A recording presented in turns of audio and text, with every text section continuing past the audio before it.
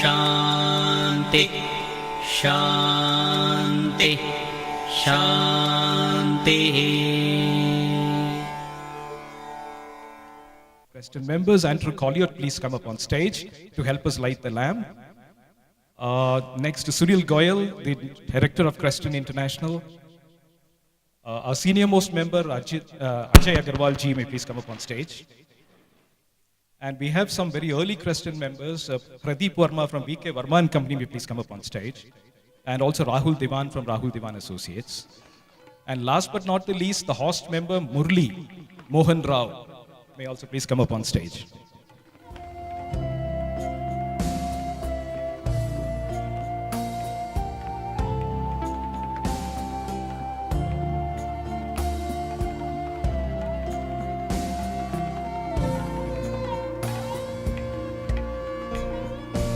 I would request all of you gentlemen to please light the lamp one by one and also declare this conference as inaugurated.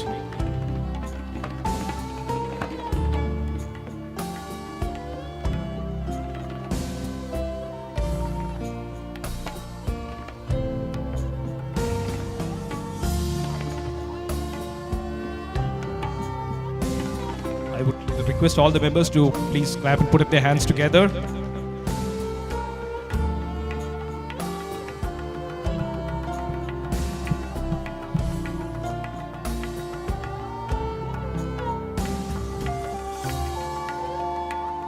All members are again requested to make some sound, please. Put your hands together.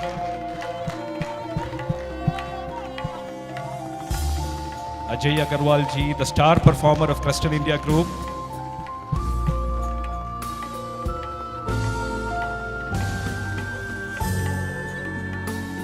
Yes, that's best. In fact, actually, VK Verma and Rahul Diwan are the early members of Creston International, and VK Verma brought Creston to India.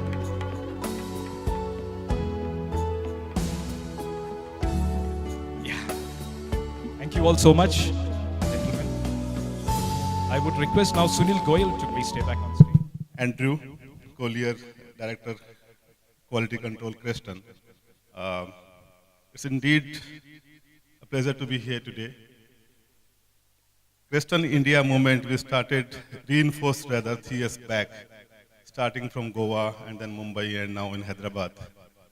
And I think the momentum is keeping its pace. And I'm excited and delighted that this time we had a reasonably good attendance of about 35 members from across all our firms. And also I'm very happy to make a mention that yesterday, while we had the Creston India meeting, the long-standing agenda of creating Creston India as one brand got resolved, and we finally agreed, all of us, that we will be going ahead as Creston India.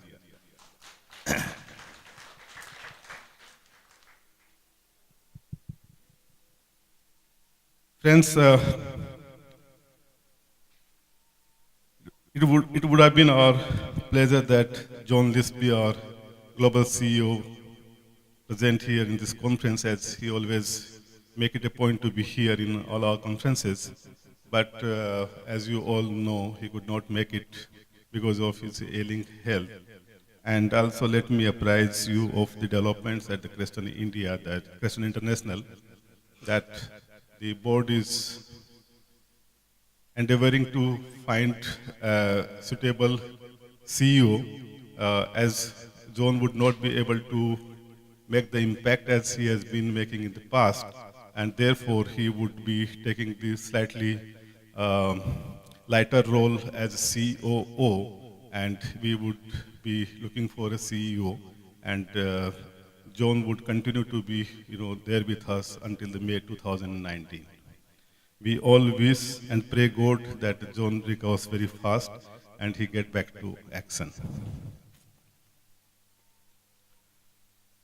Friends, as you all know, globally, the audit and tax practice is shrinking.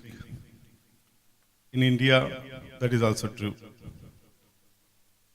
while the rotation of auditors gave some hope to the smaller firms, medium-sized firms, that there would be flow of work in their favor, but then the reality is something different.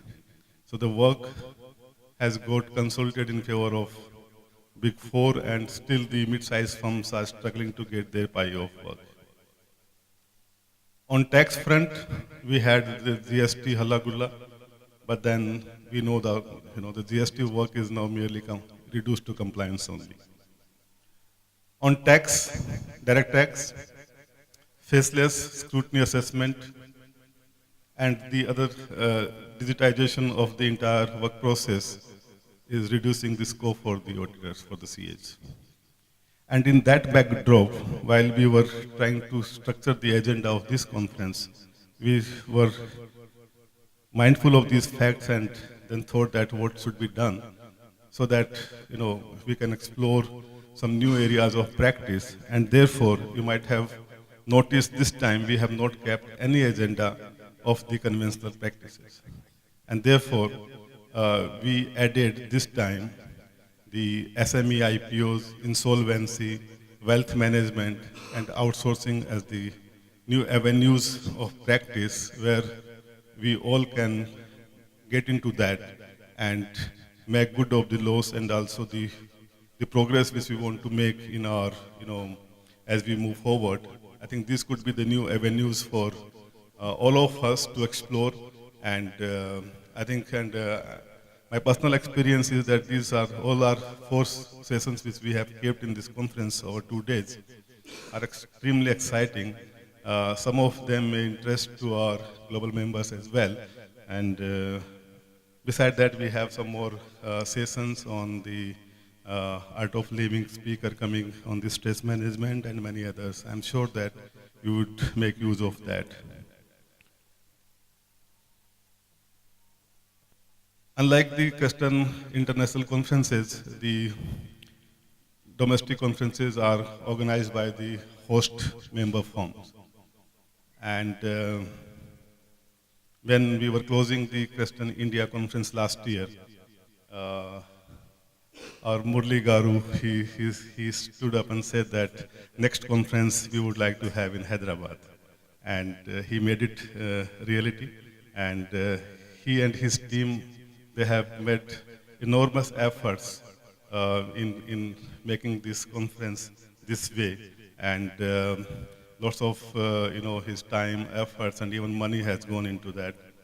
Murli, a big thank you for you and for your team.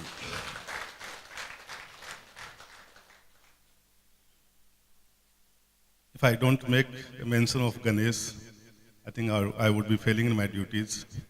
Ganesh is always a backbone to Christian India, all endeavors. And this time also Ganesh made it to be, here. He came here on 17th, not yesterday. He came here day before yesterday. And prior to that, I visited only once, he visited twice. And I think that is the commitment which Ganesh has. I called him in the morning, 7:15, Ganesh, where are you? He says, I'm in the conference room.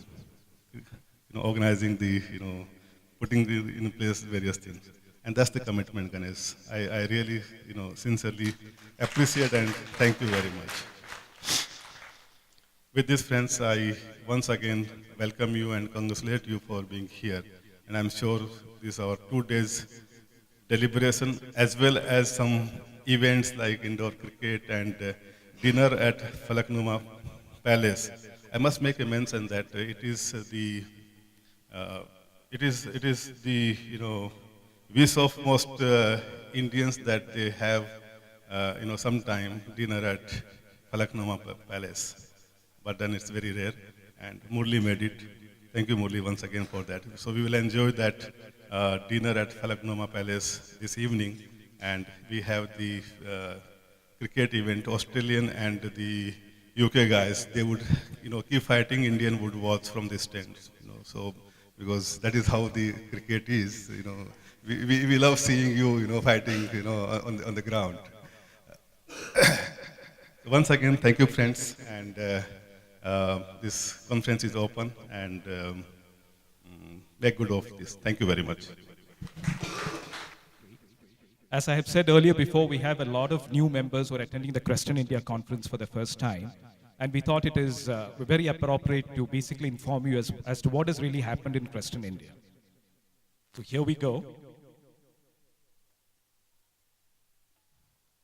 As is mentioned in this backdrop, this conference is the 9th in a row, and we have had 8 conferences before, starting from the year 2006 and up to the last conference in 2017 in Mumbai. In the first ever Creston India conference, which was held in New Delhi in 2006, we had a list of 8 participants. And in the second Creston India conference in 2007, in the same city of Hyderabad, we had actually 5 members coming for the conference. And the third Creston India conference was held in Cochin, my hometown, where again we had just 5 participants. The fourth Creston India conference was held in Vadodara in 2009, where we had 7. And again in the year 2010, the Indians decided to move out of India and go to the cooler heights of Nepal in Kathmandu, where we invited a few other Creston members from Hong Kong as well as China and increased the number of participants to 18. And the Indians again decided to go down south to Colombo in Sri Lanka in 2011, where we had a higher number of participants. It was actually 22. And the landmark event of the Sri Lanka conference was a mega firm of Sunil Goyal SGCO had joined the Creston India network.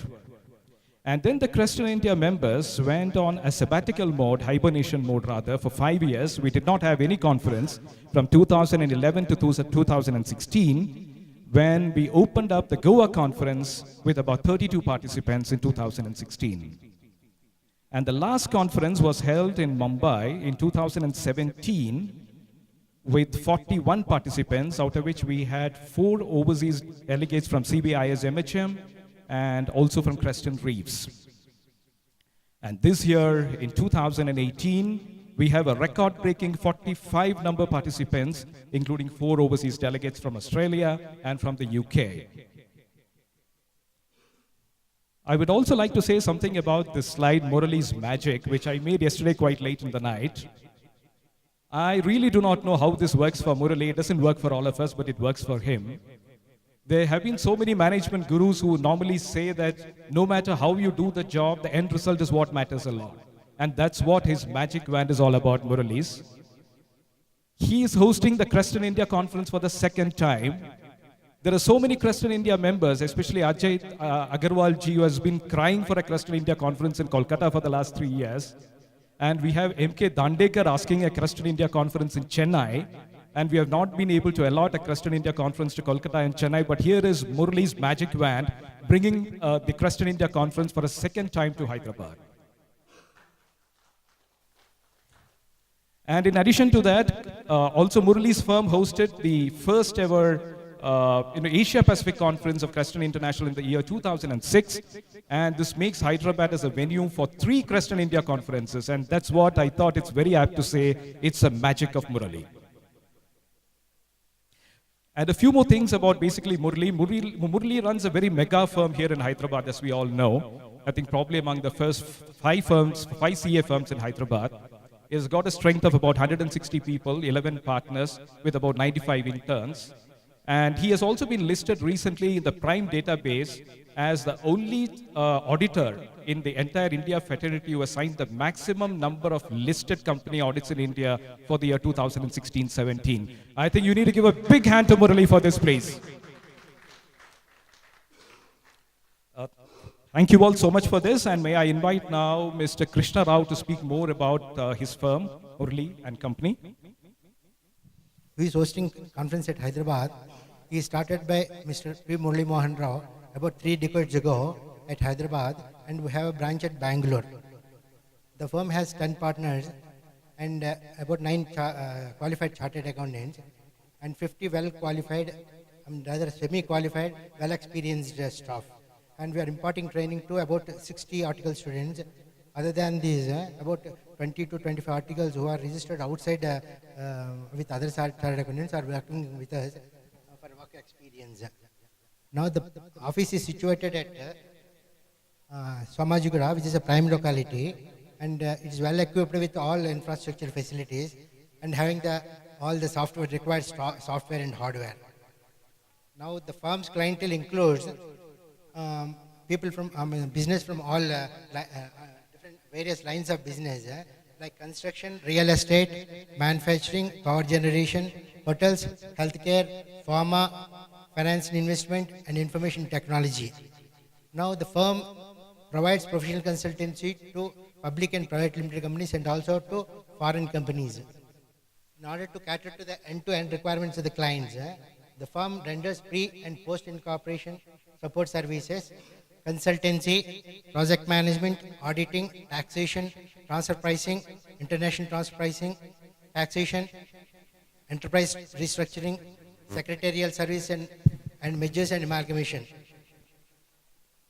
And the firm provides professional consultancy and advisory services for the companies in respect of appropriate approvals from RBI and FIPB in relation to foreign investment into India, Indian companies, firms investing in abroad, and external commercial borrowings, FCCBs. The firm also takes up specific assignments like internal management audits, stock audits, and special audits of other clients on assignment basis. The firm makes representation on behalf of the clients before Commission of Income Tax Appeals and this Honorable Income Tax Tribunals. P. Murugan & Co. is a member of Public Company Accounting Oversight Board, which is a private sector non-profit corporation created by the Sarbanes-Oxley Act 2002 to oversee the audits of public companies in order to protect investors and to promote the investor protection. Our main office is at Hyderabad, Somajugura, very nearby, and we have a branch at Bangalore at Rajamouli Vihar Extension. Thank you very much. The next item which is coming up is a presentation of the state of Telangana. And may I invite now Kumar Pal to please come up on stage to speak about the investment opportunities in Telangana. Good morning, ladies and gentlemen. Myself, Kumar Pal from P. Murugan & Company. Today I am going to speak about Telangana, the favorite investment destination. So first of all, welcome all of you to Hyderabad. Okay, before going to Telangana, let me have a couple of slides on India. As you all know, India is like fastest growing economy around the world. And when India is growing, the states along with it are also growing. In fact, state helps India to grow. So few of the major factors which impact growth in India are the democratic dividend, free press, open internet, and rule of law. Along with it, we have demographic dividend. We are the second most populated country in the world. So that's a huge market in itself. Other than that, one of the major factors right now is the decisive government both at center and state. So both central government and state government has a complete mandate, and that helps in the growth. Like India is growing from poverty to empowerment, so that opens up a whole new market. And one of the major factors is urbanization. There is a rapid urbanization in India, and Telangana is also part of it. In fact, Telangana is the second most urbanized state in India, with 43% population of state of Telangana is urbanized. So the more people go to urban areas, the more it opens the market and employment. Telangana, Hyderabad, gateway to India and Asia. Few brief facts about Telangana. It's the largest contributor of students to US universities and engineers to Silicon Valley from any Indian state. So Telangana sends the most number of engineers in Silicon Valley from India. The location wise, the location is such that it is easily connected to any city of the world as well as India. It is in the south of India, but north of south. So the location wise, it has a huge advantage. It is a home to 9 of the total 15 global companies for a reason, because of its location and the opportunities it provides. I'd like here to mention that 6 top companies in the world namely Apple, Facebook, Microsoft, Amazon, Google, and Uber, has their largest operations outside US in entire world in Telangana, Hyderabad. So that's how the world is looking to the Telangana and Hyderabad. It is world supplier of pharmaceuticals and vaccines, and it's also now leading India in defense and aerospace manufacturing hub. So Telangana at a glance, the total GDP of Telangana is at $71 billion. That's more than the entire country of Sri Lanka. Its total exports exceeds $11 billion. So majorly it's software exports. 86% of the economy is service and industries. The languages primarily spoken here is Telugu, English, Urdu, Hindi. Of course, being near to neighboring state, Marathi, Tamil, and Kannada, Bengali, and Oriya are also spoken here. The population of Telangana is nearly 35 million, which is more than Canada and Malaysia. And state-wise, the population of Telangana is more than Punjab, so it's not a small state. And area-wise, the total area of Telangana is more than South Korea or Austria. And if you see the Indian context, the area of Telangana is more than West Bengal. So Telangana is the 12th largest state in India, both population-wise as well as area-wise.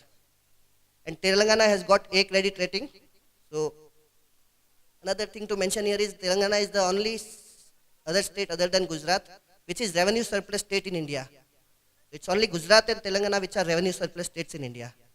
So what are the major industry drivers in Telangana? IT being the major business center. Other than that, life sciences hub, defense and aerospace manufacturing, financial services, automotive manufacturing, food processing, basic materials, and logistic and distribution. I'll just go through one of the. Okay, so the new government which came here in 2014, they have came out with a new industrial policy called TS-IPAS, Telangana State Industrial Policy. So what they do is they have come up with a portal, online portal, wherein you get a 15-day clearance for any major industries. So all your departments, registration, renewal, inspections, everything will be taken on a single platform, and that would be done in 15 days. And if it is not done on 15 days, 16 days, the government would be penalized. The officers involved will be penalized. So they are doing it. One example being Micromax when came to Telangana, the moment they decided to invest in Telangana, in 6 months, they started production. So in 6 months, they got all the clearances, started manufacturing them, and the first production was out within 6 months. So that's how the swift clearances are there in Telangana. So they have come up with a concept of self-certifications. You don't need anything, everything will be self-certified, and everything would be cleared in 15 days. So now 9 out of the top 15 global companies have their largest India operations in Telangana. So the major industry which is there in Telangana is technology, and in that IT, internet. So Google, Facebook, IBM, Hitachi, all the top companies have their operations in Telangana. Again, IT services. You have Infosys, Wipro, Value Labs, Tech Mahindra. Then another thing Telangana boasts is of pharmaceuticals, life sciences. So Dr. Reddy's, Aurobindo, Novartis, Mylan, all the big major players of the industries are based out of Telangana, or they have operations in Telangana. When it comes to medical research and care, the top players in the industries are there in Telangana. Apollo, Continental, Nizam Institute, to name few. Financial services, you name the best of the industry, JP Morgan, Franklin Templeton, D. Shaw, they all are there in Hyderabad, Bank of America. So they all are working out of either as operations or their back office. They have there in Hyderabad, Telangana. As I said, they are growing in aerospace and defense. So now we have a couple of projects, big projects in process. And the major players are coming and looking forward to Telangana. Manufacturing, BHEL, Bharat Heavy Electricals Limited, they are based out of Telangana. Other than that, there is Mahindra Auto. They have collaborated with Uber to come with a big manufacturing unit in Telangana. Telangana has basic material industries. We have a big coal mine, Singareni coal mines, located right in Telangana. Then there is a granite mines. The Black Galaxy granite is exported to the whole world and it is manufactured only in Telangana. Its queries are found only in Telangana. So Telangana exports the entire Black Galaxy, entire world, right in Khammam and Ongole districts in Telangana. Retail, Flipkart, IKEA. IKEA is the Swedish brand which has their first office only, first manufacturing and outlet only in Telangana. That's the only thing. That's going to open in this summer. Then you have whatnot, all the brands here in energy. Telangana is providing 24/7 uninterrupted energy to all the industries, domestic. And I'm proud to say recently, just 15 days back, they have started giving 24/7 uninterrupted power supply even to the agriculture sector, farm sector. That's the only state in India, other than maybe Gujarat. Home to India's premier university. You name it, IIT, Triple IT, Nalsar, the Indian School of Business, ISB, the most prestigious educational institute, they all are based in Hyderabad. So you have everything in Telangana. You have University of Usmania University, Kakatiya University, University of Hyderabad. Real estate is no exception. You have all the big companies here in, you have the best of infrastructure in Hyderabad, in Telangana. And they say that the competitor in IT space for Telangana is Bangalore. So Bangalore, when Hyderabad compared to Bangalore, Hyderabad has almost double the IT space, infrastructure space than Bangalore at half a cost. So it's cost effective. Setting up business in Hyderabad is very cost effective. So these are the few persons here who are famous from Hyderabad. Satya Nadella, chairman of CEO of Microsoft, comes from Hyderabad. In fact, his school is right here in this area which we are sitting. Then we have Satish Reddy, Dr. Reddy's, and others. Sports. Home to world #1 tennis and #2 badminton stars. Sania Mirza comes from Hyderabad. Saina Nehwal, PS Sindhu comes from Hyderabad. We have Gopichand Badminton Academy, which are sending like world-class players to all around the world from Hyderabad, representing India. So getting around. You have all the facilities to, it's well connected. The Hyderabad Rajiv Gandhi International Airport has been ranked the best in the world in 5 million to 15 million categories. So it's not in India, it's best in the world. Now we have recently started metro. So getting around Hyderabad also is very convenient. All the top airlines, they fly out of Hyderabad. Quality of living. Hyderabad has been ranked #1 in India to live. The city as to live, Hyderabad is #1 in India. So that shows a lot that the quality of living, the cost at which it is coming, it is very effective. Tourism.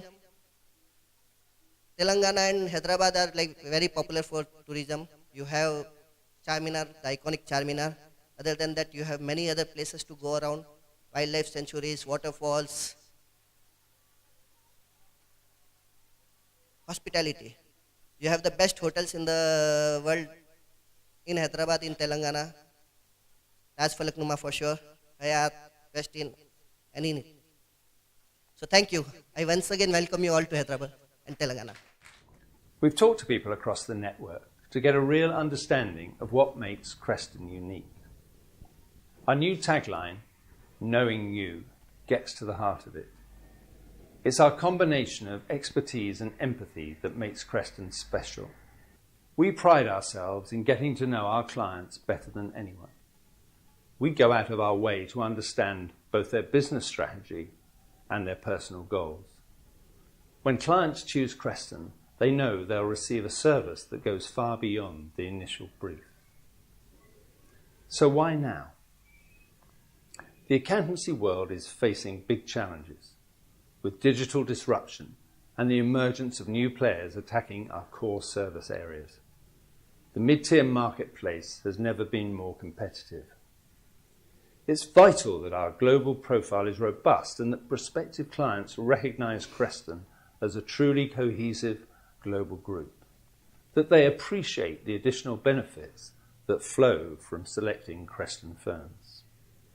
Success will see all our members winning more quality clients. Success will see strong organic fee and profit growth for all. Our network is strong. We have exceptional firms in all the major markets around the world. More and more members are recognising the value of adopting the common brand. If your firm is yet to fully adopt Creston branding, I hope this process will highlight the many reasons to do so. But if adoption is not yet right for your firm, we do encourage you to actively promote the brand in all your own marketing. If every member firm does so, it will not take long for our global profile to rise significantly for the good of the whole network. You may be watching this video on Click, our new online collaboration platform. This is a space where we can talk, share expertise, and work together in specialist groups to develop business opportunities. Also, while looking at Click, please take time to read our brand handbook. As the first vehicle for our new brand, the handbook explores what it means for us, our clients, and the future of the network. It contains our new manifesto and our values. Please share it with everyone in your firm. We're currently building out the brand messaging to establish global consistency when we present to the market. Our new website is now up and running. Watch out for further developments and additional content over the coming months. We want to bring our brand to life with your stories about situations that demonstrate how well you know your clients or colleagues. Have you gone the extra mile to help someone through a personal challenge? Intervened in a professional situation that resulted in a great outcome for your client? You get the idea. Any story that illustrates why being part of Creston is good for your firm. There's some great examples in the handbook.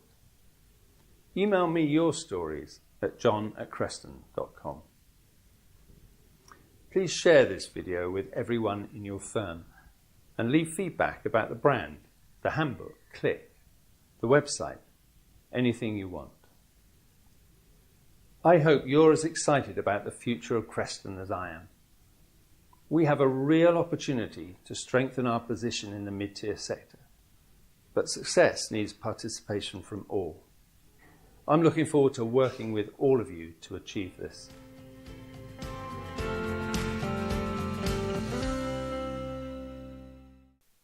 May I invite Andrew Collier, the Director of Quality Systems from the Creston International Office, to make his presentation on Creston strategy and branding.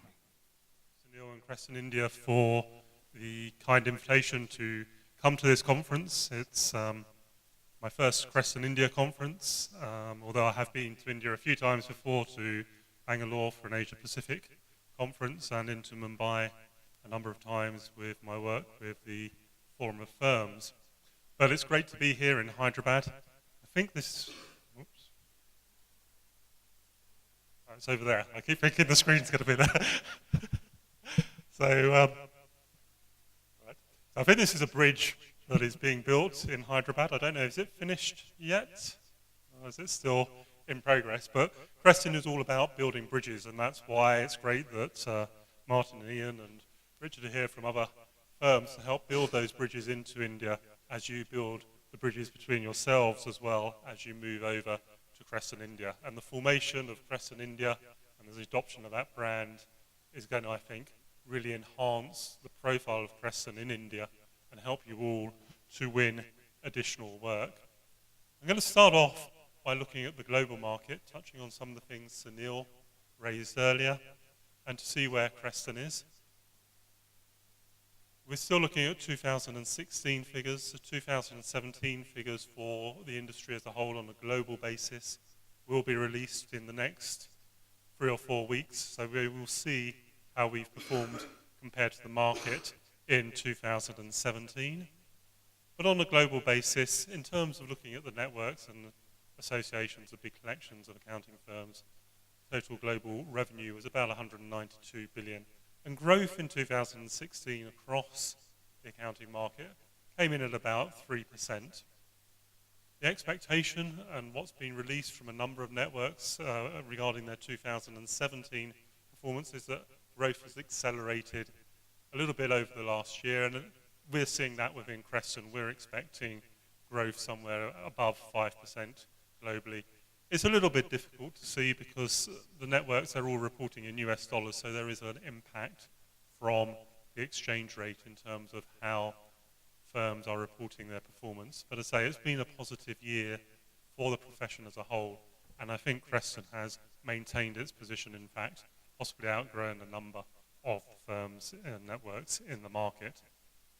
But overall, there is no change in the market structure between the firms in terms of the networks. You have the big four, the BDO, GT, and then the mid-tier networks, and the share of total revenue has been fairly consistent over the last 10 years. One of the things Sunil touched on in his introduction was the changing face of the profession, and John mentioned it in his video as well, and that's all around the rise of advisory services. If you look at these two tables, the top table looks at the performance of the big four and where their income is coming from. And in fact, in 2015, for the first time, their advisory work was a larger percentage of their total fee income than what they were reporting as audit and accounting. All the big four firms are moving heavily into advisory work, a lot around digital, automation, IT systems and controls, as well as traditional advisory work around mergers, acquisitions, etc. And that growth is likely to accelerate. It is actually a concern for some regulators.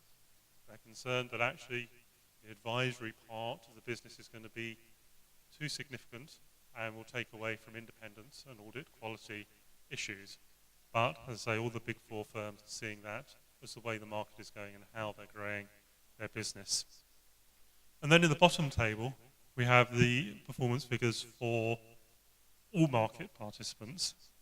And here you can see that after a slow start, actually across the profession, the advisory part of the business is catching up with audit and accounting. Audit and accounting is dropping off as a percentage, partly around automation, issues around audit exemption, and the ease with which technology is enabling businesses to complete their own accounting work. Cloud accounting is becoming actually a very significant element for many firms in terms of their business offering. So they're helping their clients to actually make that transition into cloud-based accounting. But advisory services is growing, and that's why it's really exciting to see this conference is looking at those other services that firms can start to invest in and develop, which will enable you to grow into the future and meet the needs of your client bases. It's quite instructive to look at IFAC as well. They every year carry out a survey of SMPs, that's small and medium-sized practices, to look at the challenges that they're facing within their businesses. And as you look at this, you can probably say yes or no to yourselves as to whether these are the challenges that you're facing. So attracting new clients obviously is something that is always a challenge. We're always focused in terms of our marketing on attracting new clients. And again, the Creston India branding, I hope, will really help drive that in India in terms of perhaps attracting larger, more national clients. Keeping up new regulations and standards, it is a challenge for firms, but actually, we all know change is usually good. New tax rates, GST, etc., gave a little bit of a boost in India. Changes in the corporate regulation, again, are opportunities for firms to grow, provide new services to clients. So while, yes, new regulation is a challenge, it is something that actually provides opportunities as well for firms that are prepared to invest and identify those issues. And again, differentiating from competition is a major issue, but again, being part of an international network gives you some of that differentiation against some of your competitors in the SMP market. And then we look at some of the other challenges that are facing the profession as a whole, and pick out the second one there, technology developments. One of the things that I'm doing is spending quite a lot of time looking at technologies around big data, data analytics, and how that may impact Creston firms. And I know a number of firms in India are involved in those sort of areas as well. But it's interesting to see that serving clients operating internationally continues to be a major issue for SMP clients, SMP practices. And again, you've made that wise decision in my mind to invest in Creston International and in Creston India as a way of identifying and delivering those services to your clients and attracting those clients which are looking for that international reach, the ability to be served outside of India. And I know, talking to you, there's a number of significant clients that are being served within the Creston International network. And I say, if you look at that list, I'm sure there are a number of the issues there that you are looking at, and succession planning, I think, comes up as well later within the conference. One of the other areas that's really a focus in terms of the profession as a whole at the moment is independence and ethics and the regulatory burden. That's one of the key issues that we need to face as firms. And I just want to re-emphasize the importance of Creston International's own independence, rules and requirements, and to make sure that you are implementing those within your practices. You're responding rapidly when those checks come round. Sometimes it can seem as a bit of a burden, but actually it's helping and enabling other firms in the network to undertake work, to complete assignments and to take on new clients. So it is very important that that work is being done. And if you read the professional press, you frequently see cases arising where firms are being taken to task, including the Big Four, around their independence and ethical issues. So there is a real focus both within the profession and with the wider public in terms of their perception of us as an industry. And so you really need to make sure that you're focused on that as part of your policies, procedures and processes. So where does Creston sit in the marketplace? Say back in end of 2016, we're in about 119 countries now, 23,000 plus staff, and we're currently ranked 12th globally with over 2 billion of combined fee income. Been growing steadily over the years, quite an uplift in 2008, which is probably when CBIZ MHM came into the network. And as I said earlier, we're expecting to have grown again in 2017. Well, we have grown in 2017. The final numbers are just being prepared as we speak. Where do we sit in the rankings? As I said earlier, there's no change in these rankings. So you have the Big Four, which are in a completely separate field to the rest of the world. But then BDO actually has now established quite a lead at number 5 over RSM and GT. And then Creston is at number 12 as part of the mid-tier. We're a way off Moore Stephens at the moment, but hopefully we're going to stay in our position clear of HLB as the 2017 numbers come out. But I think actually the key message is here that all those firms from, there's probably nothing from 8 down that a Crowe can do that Creston International couldn't do. We're really in that marketplace. We're competitive with all of those firms. Those will be the types of firms that you're coming across. And indeed, sometimes there's work that's coming down out of the top 4 firms. But it is important to say we are very competitive in that mid-market place, but it's going to take us some time or some other events to move us further up in the rankings.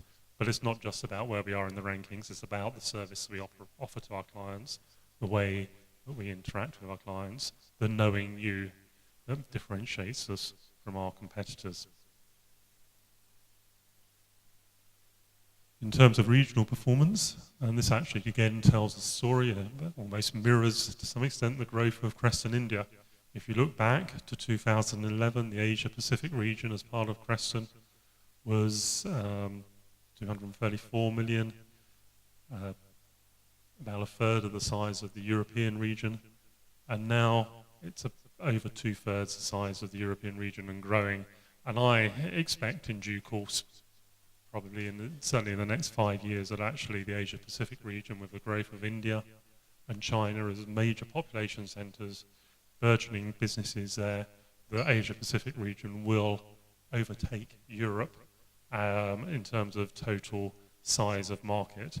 So growth is exciting in India, lots of opportunities, and I'm sure that will help drive Creston's growth in the coming years. looking at where Creston sits in India itself, again, these are sort of 2016 figures, and the first thing to say is there are a number of networks that are missing from this list. For some reason they decided not to submit their figures. As you probably know, in India there are some issues around using network names and how networks are constructed, etc., with the Indian Institute. So there are no big four firms in this list, and the other major missing network that I can see here is Crow. So actually, if you add those 5 in, Creston International probably comes in at about 13th. But within India, there is an opportunity to overtake Moore Stephens in terms of the ranking and move up. But again, as I say, it's about the services you're offering and meeting the needs of your clients rather than just all about where we sit in a list of rankings. But interesting for you to see those numbers in terms of Creston in India. And obviously we know that PwC in India has some challenges at the moment, shall we say, following some recent action by SEBI following one of their audits. So that may again change the landscape of the Indian profession over the next few months. So earlier we watched the video from John around Knowing You, and I just want to touch and go into a little bit more detail about some of the background to Creston's strategy. So it's all about Creston knowing you. What does that mean? How does that work out in our day-to-day activities and in the practices that we do? Well, everything we do is built around what's called the Creston International Brand Platform. So as the board consider issues, as the international office try and work with projects and develop issues, we're always looking back at this brand platform, and it has 6 main constituents. The first one is our positioning, and that's about where Creston sees itself in the market, and that's around, well, the words that are highlighted in yellow here really are the key, and that's combining our expertise with empathy. So yes, we are technical accountants, we know what we're doing in the areas that we choose to work in, but we want to get alongside and work with our clients and really know them, what's driving them and what they're looking for from their advisors. In terms of our purpose, we want to be trusted and long-term counsellors. Again, it comes back to knowing you. We want to know our clients, understand them, understand the challenges that they're facing, and help them to achieve their business goals and their personal goals as well. And again, later we have a section around wealth management, and that can be a key area where we're helping clients. They've worked hard to build up their businesses to generate wealth and income. How do they protect that? How do they make sure that's growing for them and working for them, and perhaps being able to pass that on to future generations?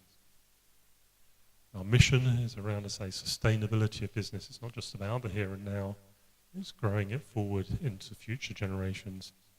I've talked about the composition of our network, and we continue to work on growing the network, filling in gaps in our coverage, trying to recruit stronger firms, but it is a challenge. Most of the strong firms in most markets now will already be part of global networks, but let's say that is something that, as the international office, we continue to focus on in terms of building the Creston network and the Creston brand. And then we have our culture, and that's what you see at the conferences like this. We're open, we're communicative, although there's a number of firms here, we're working together to grow Creston, to grow your own businesses, and to serve clients in a positive, focused way. And most important around that is that we trust each other to deliver for our clients, especially when there's referred work within the network. And finally, the character. And again, that's what you see at conferences here. The old strapline that we all know and love very well from over the years comes back here. People do business with people they know, like, and trust. And we are a friendly, intelligent, transparent, straightforward and fun network to do business with. We really want to help our clients to trade internationally, to grow their businesses internationally, and we work together well to do that. And as I say, everything that we do really comes back to this brand platform. What are we doing as part of that journey? And John again mentioned some of these within the video. It's about external awareness, trying to raise the profile of Creston International and Creston firms externally in the marketplace. But it's also about our internal awareness and behaviour, how we're acting within our firms, but also across firms and with the international office, as well as having a good, solid brand platform that's promoted and maintained by the international office. So what does that mean in reality? It's summarised in these three circles here. So we have the Creston brand, which is the platform, which is what everything is built on. And then there's two elements to that build upon that.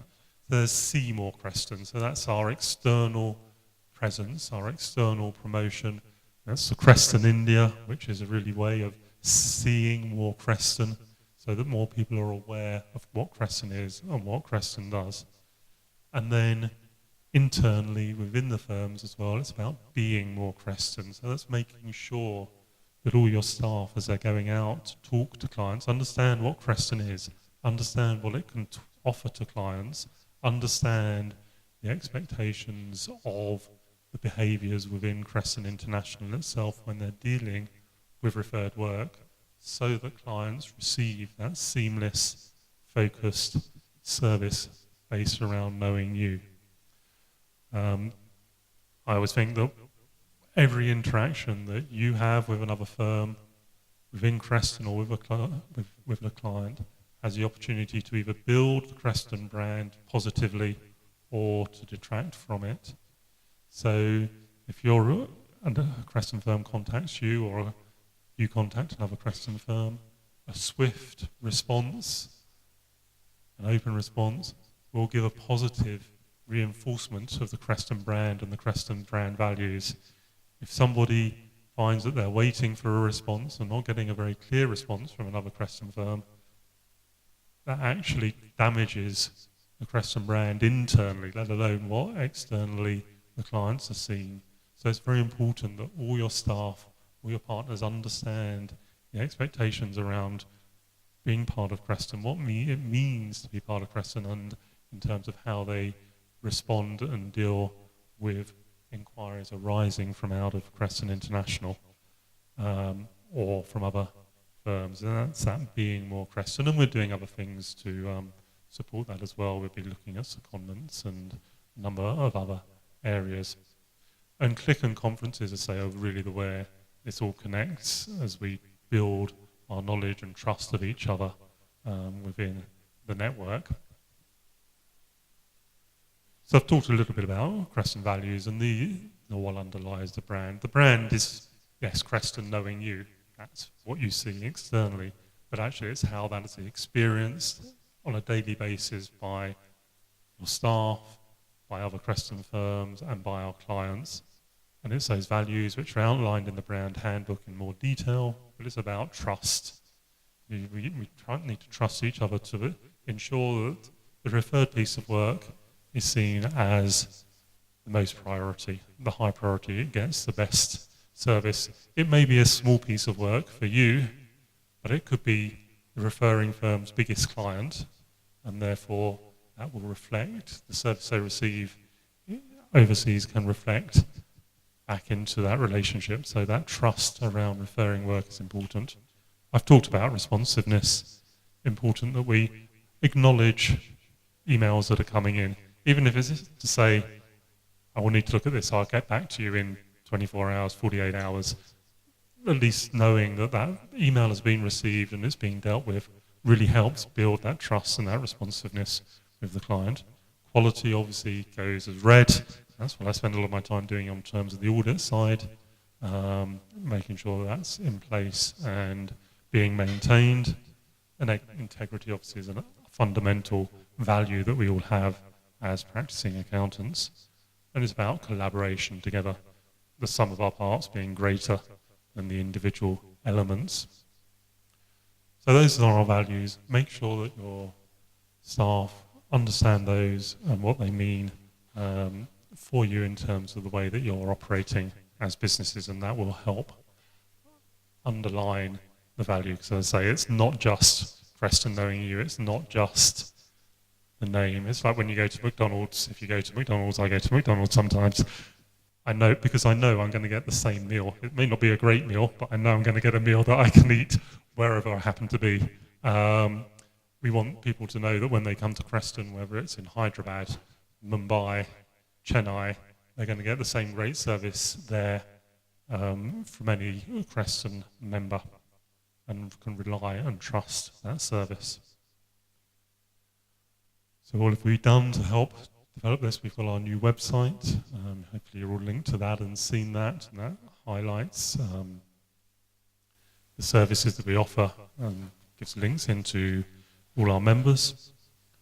We have Click. This is our collaborative platform. We're trying to build this out over the coming years, over this year. If you have any problems accessing Click, Click is open to every member of staff, every firm, all partners. If you have any problems accessing it, please contact myself or Nikita in the international office, and we can help you with those access issues. Most of them are fairly easy to solve. I know some people have had some issues, but this is one of the challenges of having a global network, is a variety of IT systems, whichever process we use. So, but Click is there. It's a great way of finding out more about what's happening within Creston and sharing information and working together, finding information around quality and services. So we've been very active in the social media sphere. Nikita in the international office spends a great deal of her time working on our Facebook, Twitter, LinkedIn profiles. And you can see in the top line there the growth that's been achieved in our Facebook likes in the period up to October. So again, it's an area where it's quite efficient for us to build the external profile of Creston International, and that's where we're focusing. John talked again about the brand and the number of firms that are adopting the brand, and it's great to see all the brands there from the Creston India firms, and some of those will have to come onto this slide in due course. But you can see we have about 70 member firms, probably more than that now, that are branded from 56 countries. And it looks really cohesive if you're putting a bid together for some work. To have a number of those brands within that bid would look as if we are a cohesive network working well together. We have some allowances on colour, so down at the bottom, James Cooper Creston like they're orange, Creston Reeves up the top like they're green, but they are moving towards blue, I see, slowly. And you'll see there the MHM brand. The US has some difficult rules regarding branding and what you can and cannot be.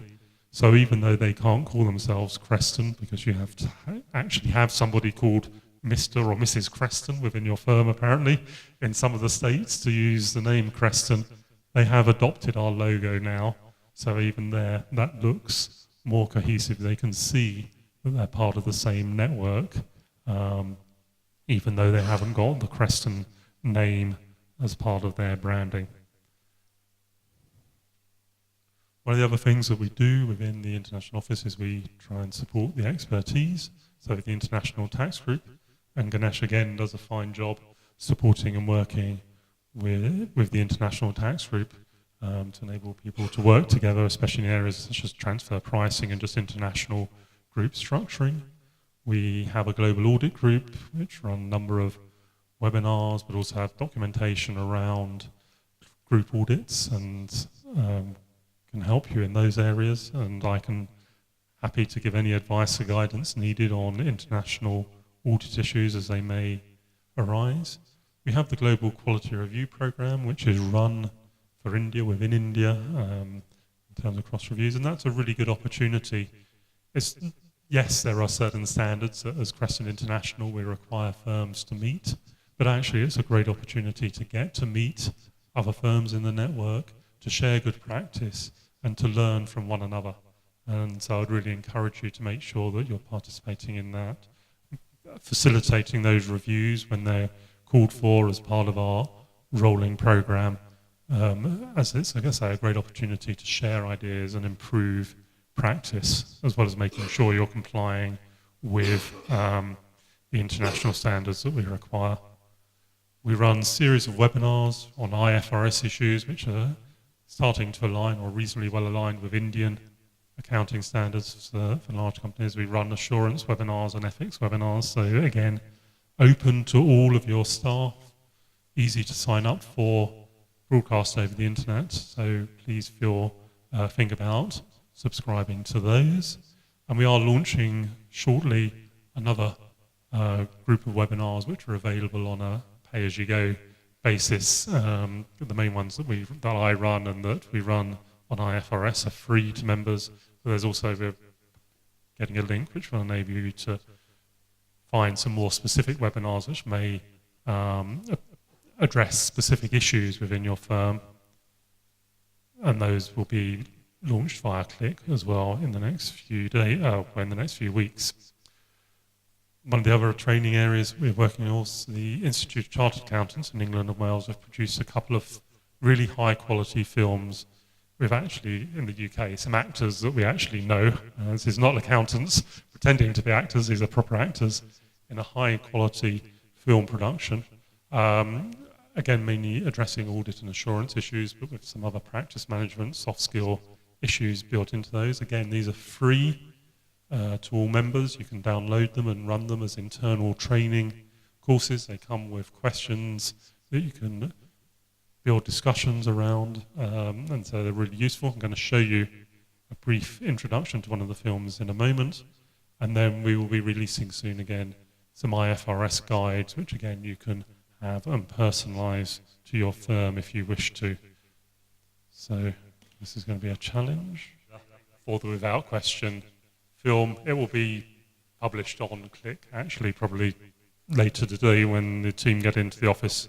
So you'll be able to see that through the email.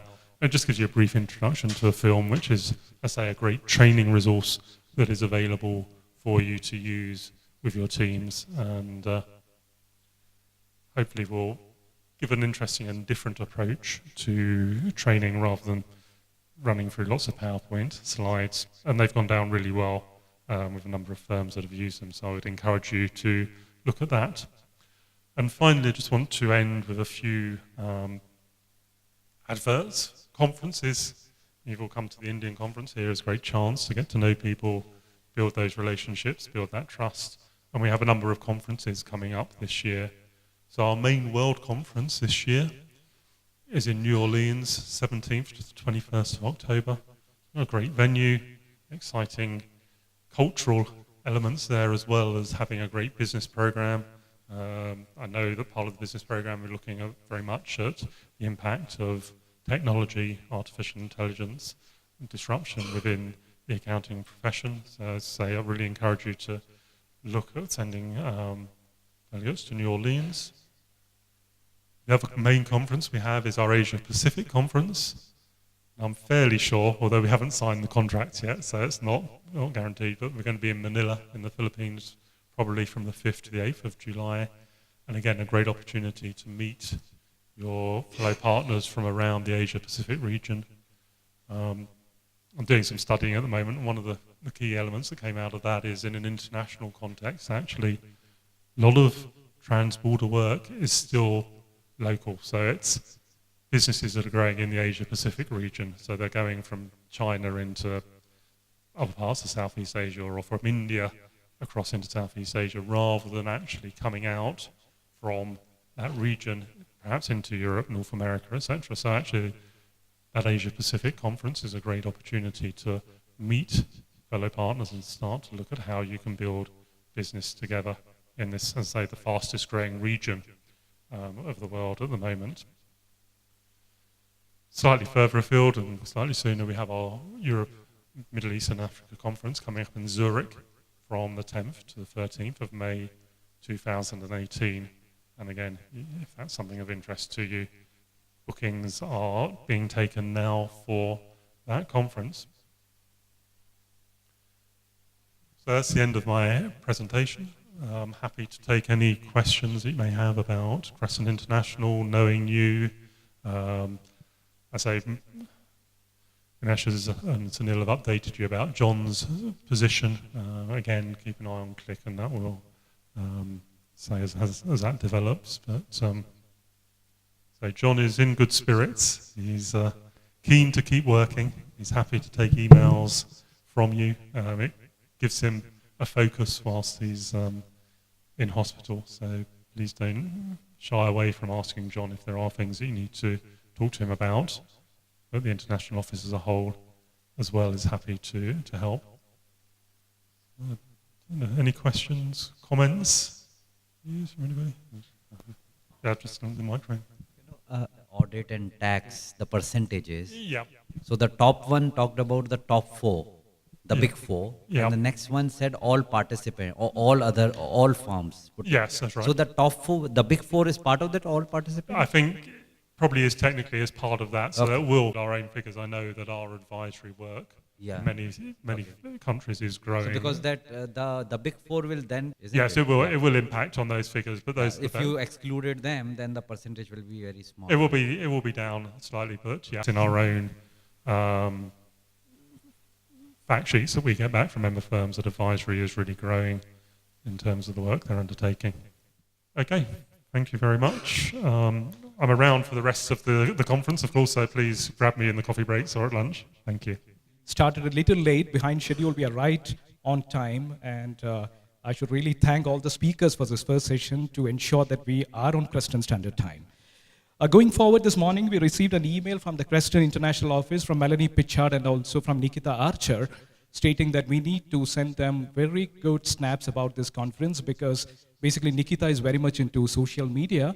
So we are just going down the stairs to take a group photograph of this conference. And I would request all the members to bring an artificial extra smile on their face so that, basically the job of Nikita Archer becomes very easy on the social media network. So we break for coffee after that, and we reassemble at exactly 11 o'clock for the second session. Have a nice time with a coffee break.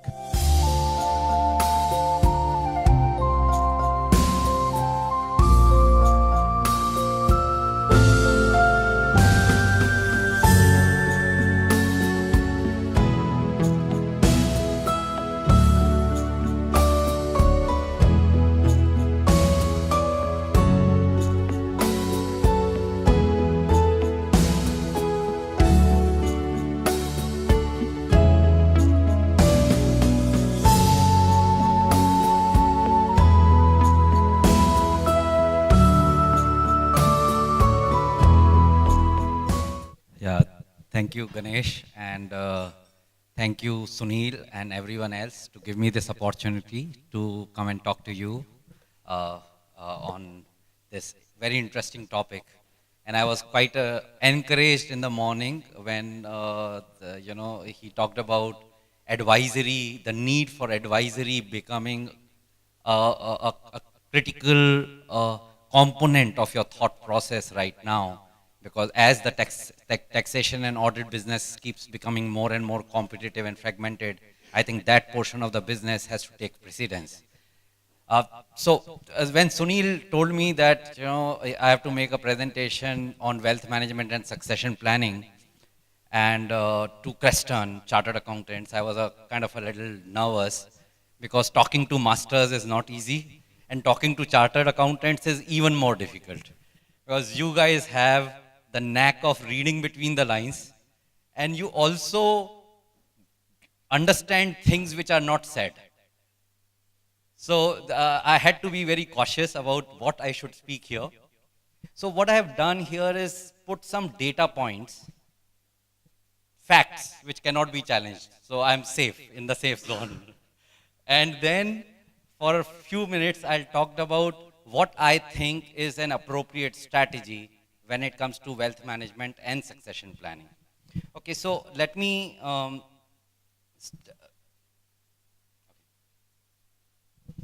start with a data point. Let's say all of us were sitting in April of 2000, okay, 17 years back. At that time, there were only around 10 mutual funds in India, and there were around 40 investment schemes, okay? So only around 40 investment schemes. And let's say none of us knew where to invest. So should I invest in Birla, or should I invest in Tata, or should I invest in Merrill Lynch, or should I invest in LIC? We didn't know this. So, and we had to invest some money. We had, let's say, 1 crore of rupees, which we had, won in a lottery. So we took a dartboard, put all these names which are listed in the background on the dartboard and threw a dart. Wherever the dart hit, we put 1 crore and we went to sleep. Okay. So it's a completely random experiment which you did. You hit a dart and then you went to sleep and you invested a substantial amount of money on that. Okay. What's the result in 2017, 17 years later? There is a 25% probability that your money has become at least 17 crores. For international, friends from outside India, 1 crore is 10 million.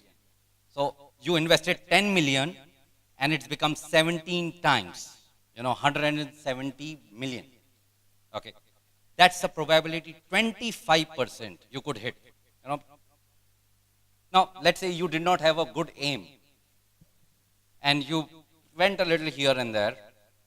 There's a 50% probability that you hit a section of the dartboard where your money has multiplied at least 10 times. So your 1 crore has become 10 crore, or a 10 million, 1 million has 10 million has become 100 million. Substantial money. Again, we have real estate rally, which has multiplied money 5-6 times. It's more than that. Let's say you had an even worse target, practice. There's a 75% probability that your money has multiplied at least 5 times. So 1 crore has become 5 crore. And let's say the people who missed even this and hit that 25% portion, they are not at a loss. They multiplied their money between 2 crores to 5 crores. So there are 2 lessons to be learned in this. One, that when you invest for this 17 years period, you did not lose any money. And second, that if you had a little bit of target, little bit of analysis, you could have actually made your money grow 10, 12 times. Okay. So that's now, so you didn't have 1 crore, let's say. Not everybody has 1 crore. This is the list, by the way. So there is a fund which multiplied your money 27 times. 1 crore became 27 crore. And the lowest was a fund which multiplied your money 2.7 times. So but a little bit of research, you could have been in that first block, which is around 10 crore to 27 crore. Now let's say you did not have 1 crore. Not everybody had. So you said, let me, these 40 funds, I'll invest 10,000 rupees in each of them. Every month. So 10,000 rupees in each one of them. So you invested a total of 4 lakh rupees per month in each one of them. The only thing that you did is, because your income was increasing every year you increase that amount by 10%. So next year you invested 11,000 in each fund. And you did not do any analysis, whichever, there were new funds which came in, but you just ignored them. You just invested in these 40. What is the return? What is the result? Okay, I'll just tell you the result. You would have invested a total of around 18 crores. And that money will be now 64 crores. Okay, 10,000 rupees randomly invested in every fund which existed in 2000. And if you had done a little bit of analysis and you ignored this bottom portion, these 10 funds, that 64 crore will be 80 crores. So a little bit of analysis could have given you a far, far better result. That's the kind of power of equities. And what we look at equities are small time periods. Everybody, when they're discussing markets, they ask, "Kaisa lag raha hai?" Kya lagta hai? Market ऊपर जाएगा या नीचे जाएगा, you know, market ऊपर गया नीचे गया. This is the history of Indian stock market Sensex for the last 17 years.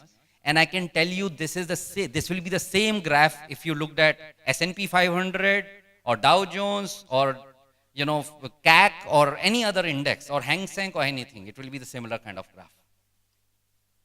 This 17 years index has grown something like 6 times. Okay. So because it was around 6,000 in 2000, March of 2000, you will remember the dot-com rally. It was around 6,000 and now it's 35,000. So 6 times in last 17 years. And these 17 years have seen so many busts. You had a dot-com bust. 6,000 Sensex in March of 2000 had become 2,800 in 2003. 50% loss. 1 crore invested would have become 50 lakhs. 50% gone. You know, you had 9/11 terrorist attack in 2001. You had a Godhra riots, which actually shook the nation. You had Kashmir, Kargil war, you know, Mumbai terror attacks. There have been 3 prime minister changes during this period. You know, so there are so many events which have happened during this period. You had a subprime crisis in 2009, you know, which shook India as well as the world. And despite all that, the market has grown 6 times. And just imagine that dot-com bust, which I'm talking 50%. Can you see it in the chart? It's here somewhere. You know, you can't even recognize that there was a bust. But at that time, it could have shaved off, you know, it could have become such a big concerning factor. So what I'm trying and saying is that when you look at investments from long term, equities from long term, the kind of returns that you can get will be mind-boggling. Okay, and I'll just touch upon that. Why is that so? I call equities the safest asset class, and I'll tell you why. But let's look at some other you know, things before that. Everybody in this room would have invested in real estate in the last 16, 17 years. You know, and the fact of the matter is that all of us made money in the last 16, 17 years, and all that money went into real estate.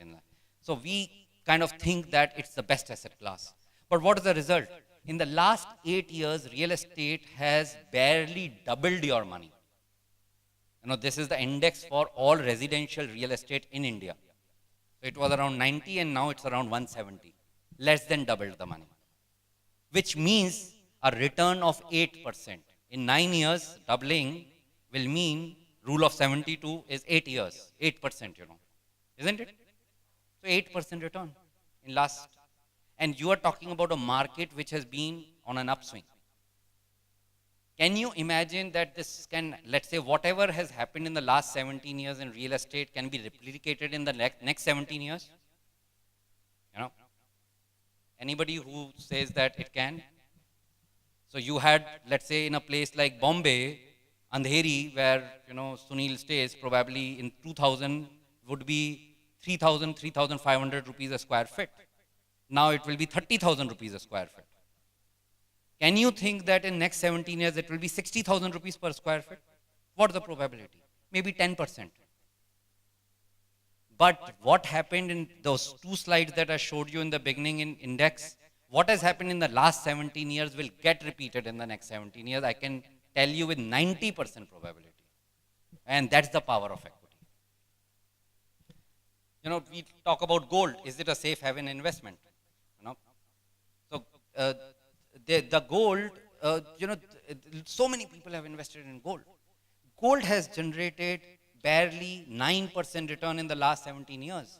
And that's after the historical rally from $600 to $1,900 or 6,000 rupees to 30,000 rupees. After that, the return is 9%.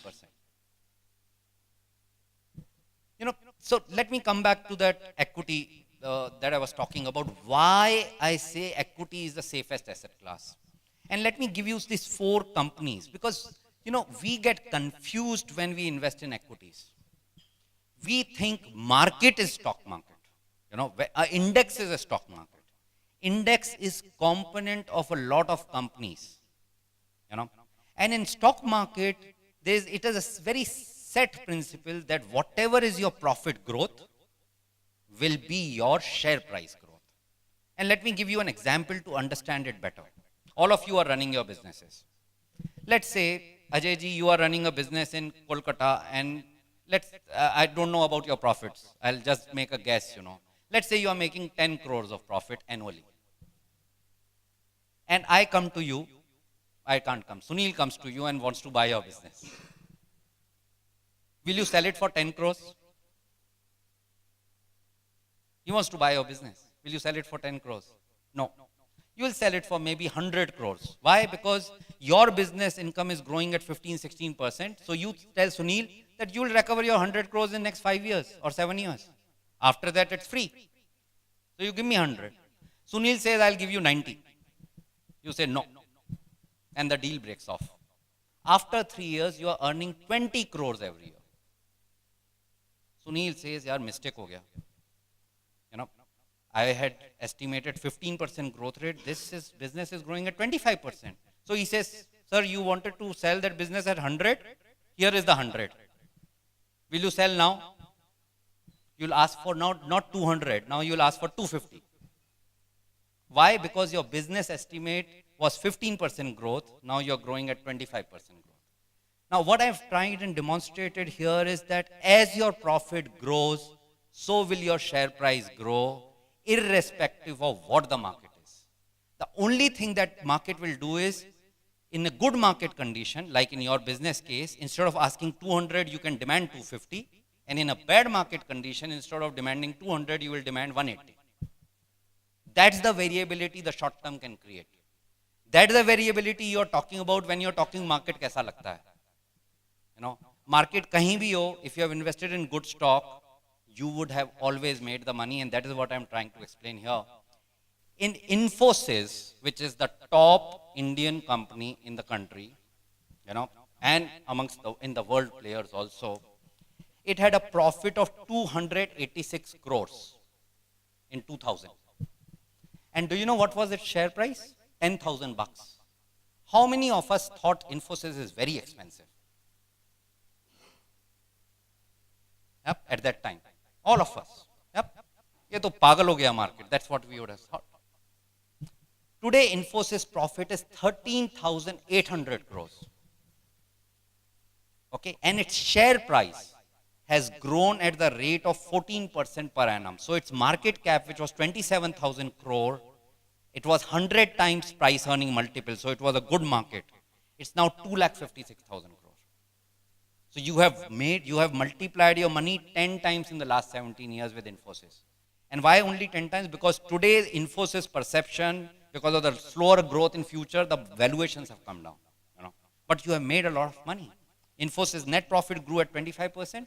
You made money at 14%. Hindustan Unilever, the largest FMCG company in the country. Yep. It had a profit of 1,300 crores. Today its profit is 4,500 crores. So only 4 or 5%, four times growth. 13 fours are 52, yeah. 3.5 times growth. Yep. Because it's a slow moving business. FMCG in India is growing at the rate of 9 to 10% each year. You know. So the profit growth of HUL was only 7.5%. So you got only 10% return. Okay.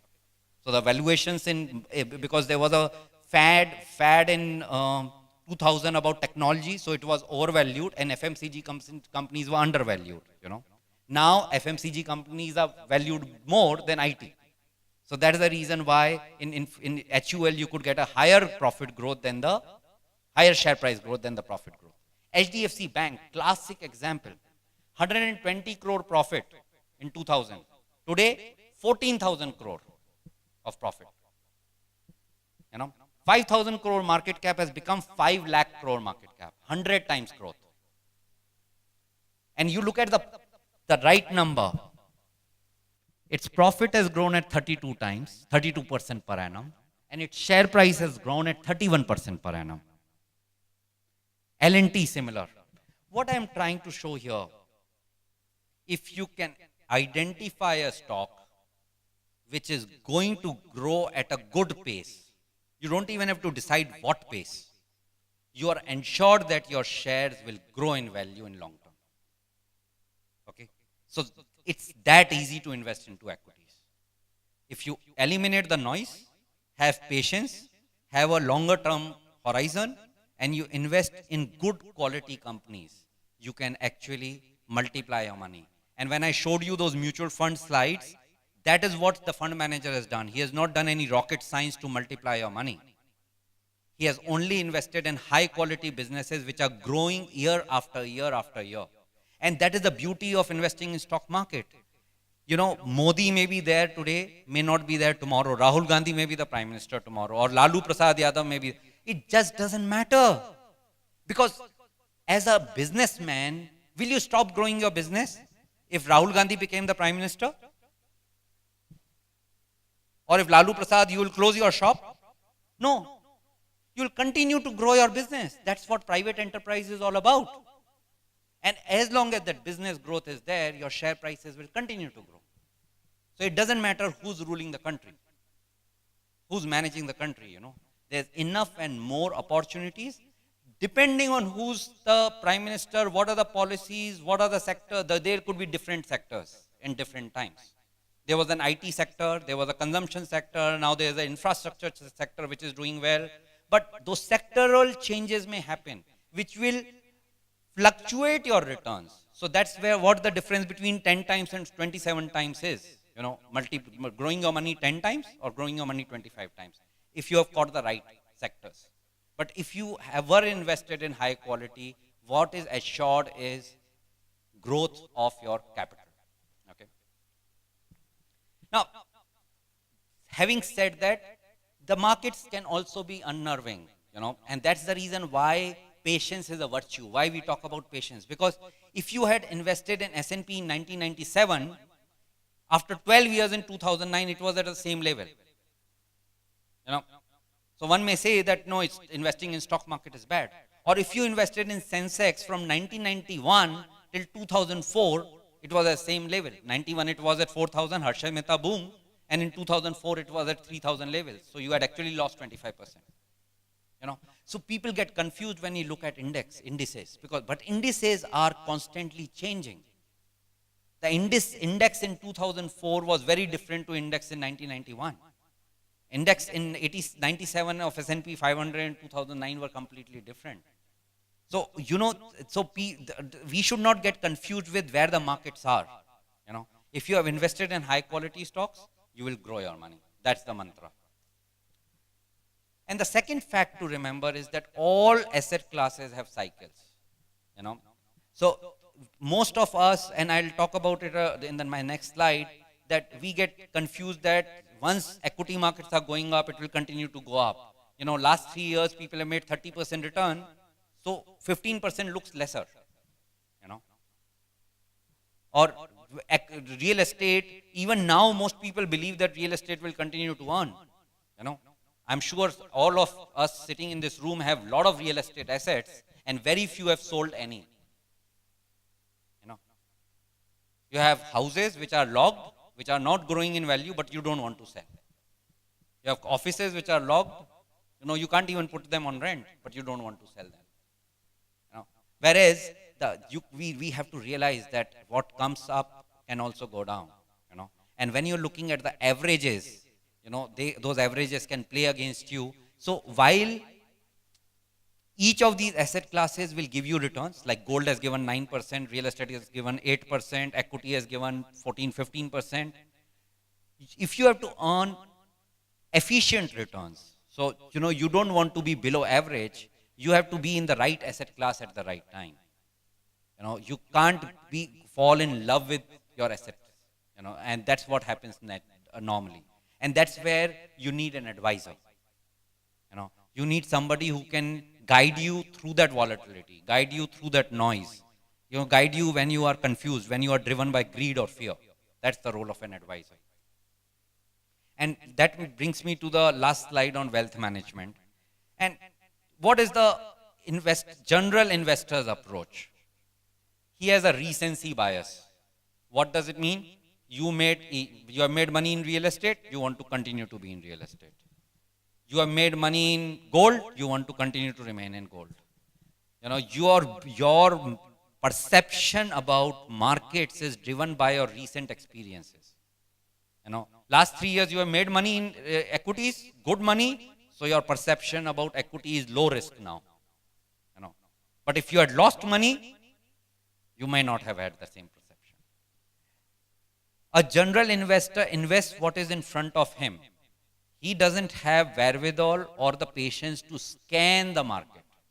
You know, there may be thousands of choices, but he may end up looking at only 10 which is coming in front of him. You know. So in Hindi there's a phrase, "Jo dikhta hai, wo bikta hai." For, you know, whatever you see is what gets sold. You know. So and that's what happens when people invest things which are in front of them. Friendly recommendations. You know, how many of you have invested in stocks saying, somebody said ki ye acha lag raha hai, this is looking good, buy it, and you actually go and buy it. Friendly recos, that's what you say. Your friend has invested in a residential property, he says, yaar, this looks to be a good deal, you also invest. That's the level of research that we do on your personal money. You know, friendly recommendation.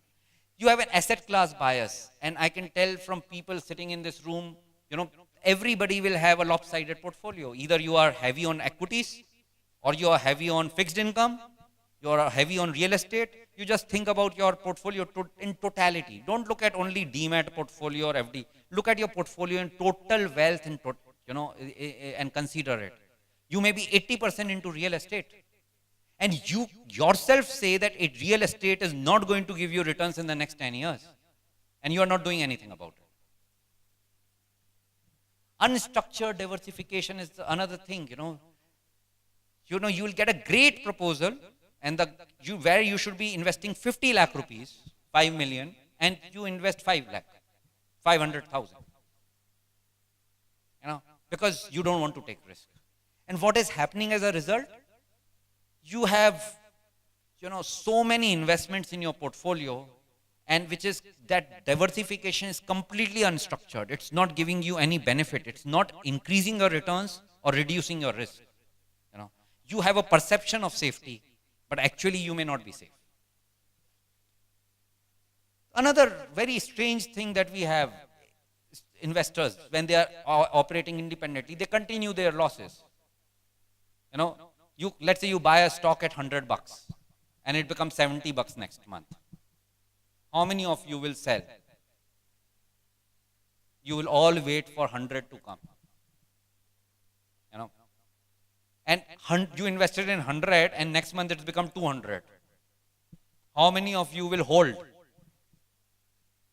Say, becho, otherwise it may come back to 100. You know, I don't want to lose this opportunity. Isn't it? So cut the losses, cut the gains and continue the losses, which should be the other way around. You know, you should actually be cutting your losses and you should be continuing your gains. Invest on promises. You know, it's very funny that you will invest in an IPO of a medical company, but you will not invest in a medical company which is existing on the exchange. You know, because somebody has told you that if it will list, it will double itself. You know, so you are just playing a demand supply game without considering whether this is a good company or a bad company. You know, so many of us invest in NFOs or mutual funds because they are coming at 10 rupees and there is some housing opportunity fund, and you want to just believe in that promise and invest, and not invest in a fund with a track record.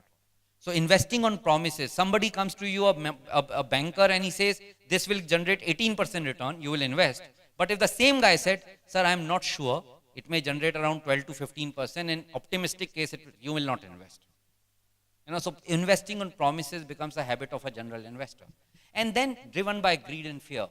I think all of us understand that in good markets, you don't mind taking risks. And in bad markets, which are the best time to invest, where there is a sale in the marketplace, we don't invest at that time. You know, very few of us would have invested in 2009 when the chips were down. There was a sale out there. Infosys was quoting at maybe 50% its valuation, true valuation.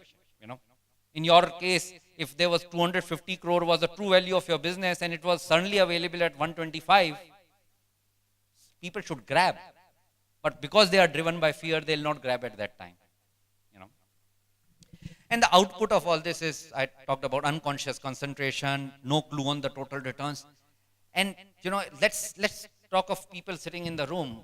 You know, how many of you can tell me that on my total portfolio, fixed deposits, gold, real estate, insurance, FDs, equities, my total return last year was 10.7% or 9.8%. You don't know. In fact, most people will not even know what is the exact wealth they own as of today. You know, this is your hard-earned wealth. But we are not aware of what is the return on that wealth. We don't know how much wealth do we have. We have something. So there's no clue because of the unstructured approach. You know. Untimely entry and exits, unmanaged liquidity. You know, there are so many people who don't just plan. Dekha jayega. You know, we'll see when we cross the bridge about liquidity. You know. So there's no consideration. As against that, what can an advisor do? People like you know, who are learned, educated, experienced. So since we are we set up this business around 7 years back, what is our approach to doing things? And probably that's something that you guys can also do. Before we invest a single penny, we want to understand who the client is. You know. So what is his present wealth status? Is he wealthy? Not so wealthy? Obscenely wealthy? We want to understand that. What is his profile? Is he a businessman? Is he an executive? How many children does he have? What kind of, you know, family structure does he have? He's a joint family, single family. All that has an impact on investment decisions. You know, his past experiences. You know, the first thumb rule of investing is that you should be able to go to sleep every night peacefully. If you cannot, that's a wrong investment. You know, so it's the acid test. And you can do that every time, you know, and you'll always have the risk. Will this allow me to sleep if I invest it? And if the answer is yes, go ahead, you know. So what is your past experiences are very critical to designing an investment strategy which will make sure that you don't repeat mistakes and we take care that you sleep peacefully. Risk preferences. You know, there's ability to take risk and then there is willingness to take risk. Because you have a lot of wealth, you may have ability to take risk, but your willingness to take risk may be very low. And your willingness should take precedence over ability. And that's what we try and do. So we have to figure out what is your risk preferences and what's your risk ability, both of these. What are your short-term and long-term goals? You know, do you have a daughter's marriage coming in the family? Do you have a son who wants to start a business after 10 years? Do you have a son who has to be sent for a higher education? All those things need to be considered when planning your investments. And then lifestyle aspirations. I call it a Maruti to Mercedes movement. As we grow in life, so will our expenses grow. And it will keep on happening as you grow in prosperity. So we need to look at your lifestyle aspirations when we are planning these investments. And then family structure. And then we decide, what do we decide?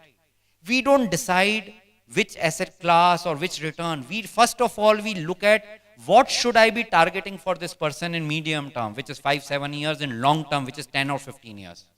It should be 9%, 10%, 12%, 15%. What should I be targeting? That is driven by what is your left-hand side says. You know. So the whole principle is that if you can do it 12%, I don't need to target 15%. Because the assurity of generating 12% is much higher than generating 15%. You know? So you need to have the right target for medium term and long term. You need to create a strategic asset allocation. How much should be in equity? How much should be in real estate? How much should be in fixed income?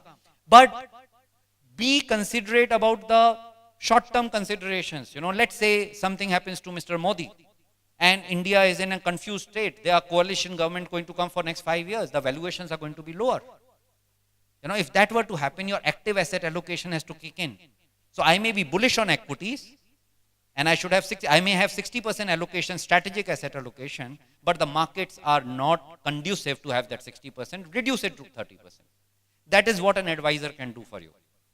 And we have live cases. In 2011, we were negligible into equities. You know, in 2013, we started building our positions into equities.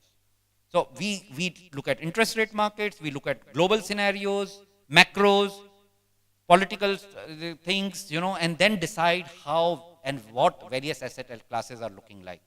And then within each asset class, you are basically choosing the right products because you want to generate that alpha. Whether it's in real estate, you should choose the right product. In equities, again, choose the right product, you know, and can make a difference of 4-5% in your portfolio. And then monitoring the variability and all those things, you know, so there are so many things.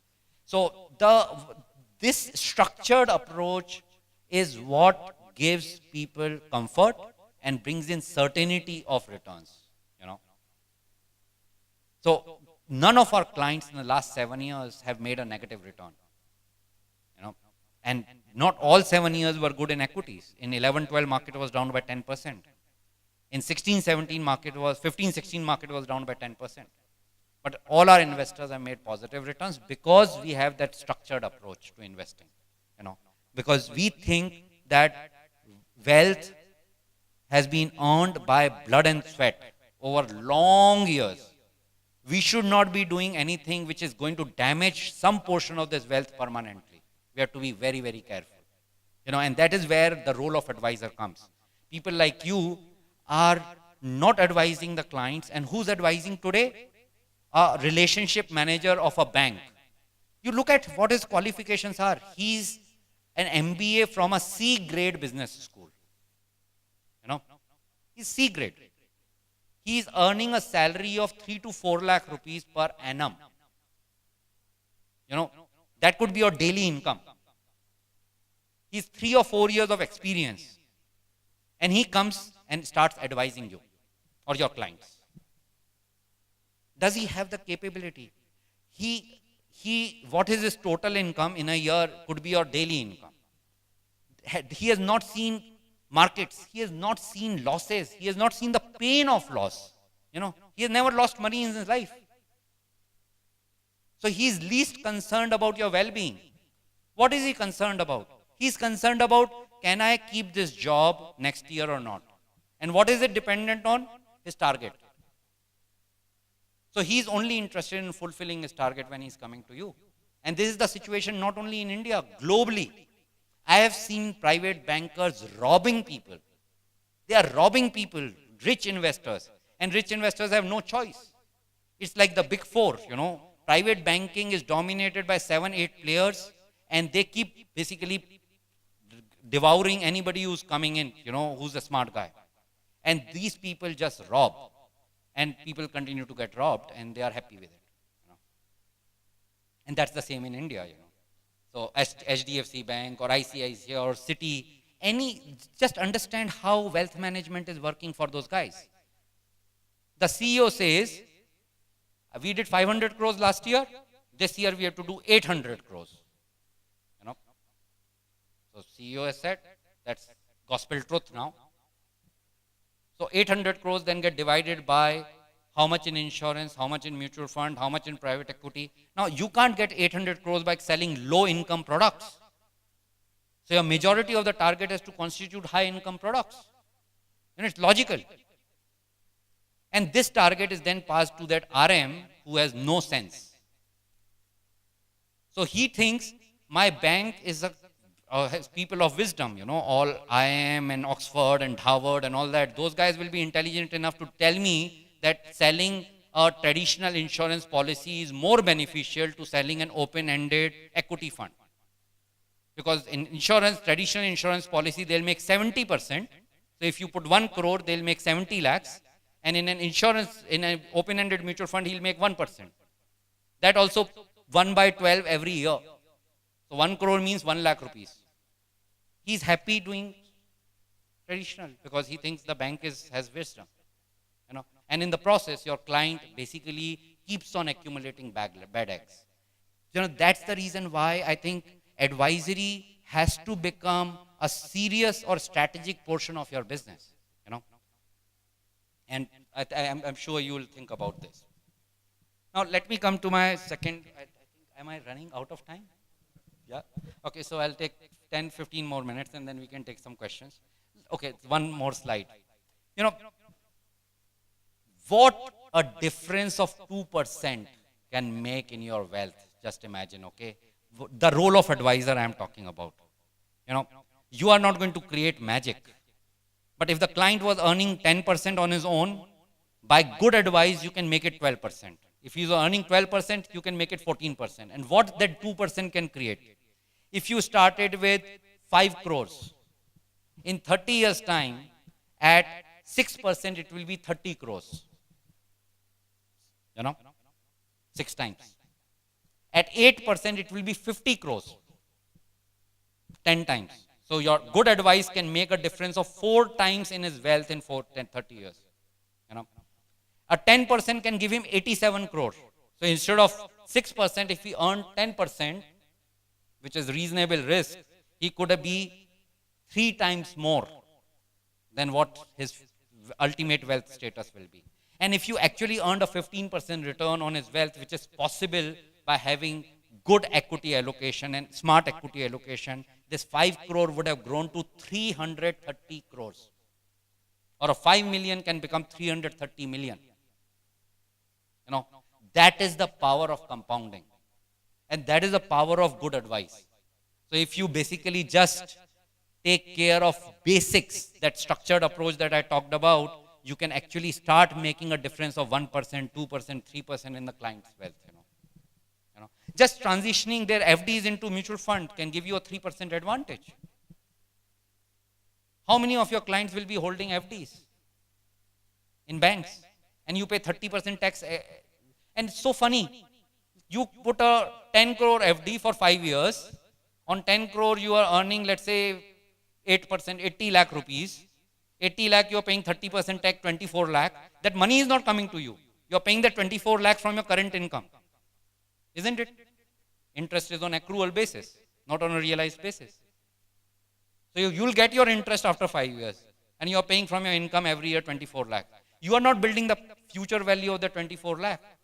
You build the 24 lakh of future value for next 5 years, you will find out that the return is not 5%, it is actually 4%. Lesser than 2% less than inflation. So by doing that FD, he is actually destroying his wealth, not creating wealth. Because the purchasing power of that wealth is reducing every year. You know, if you just transition to a mutual fund, you are saving that 30%. If he may not require that wealth for next 20 years. So he doesn't pay tax for next 20 years. Just imagine the future value of the tax that he would have paid. So that's the power of good advice, you know. Okay. Finally, we are busy talking about money and making money. What about transitioning? Let me ask, how many people in this room have created a will for themselves? 1, 2. He's in process, I know. Done? Almost done, yeah, in process. I know because we are creating. So one out of 30 people. How much percentage? 3%. You know, and all of us are educated people. Outside your client, if you ask the same question, it will be 0.3%. You know, all of us think, and it's, you know, so funny. We are earning, hard work, we are raising our children and everything, and when we die, we want the government to decide what happens with our money. We don't want to decide. You know, it's quite peculiar.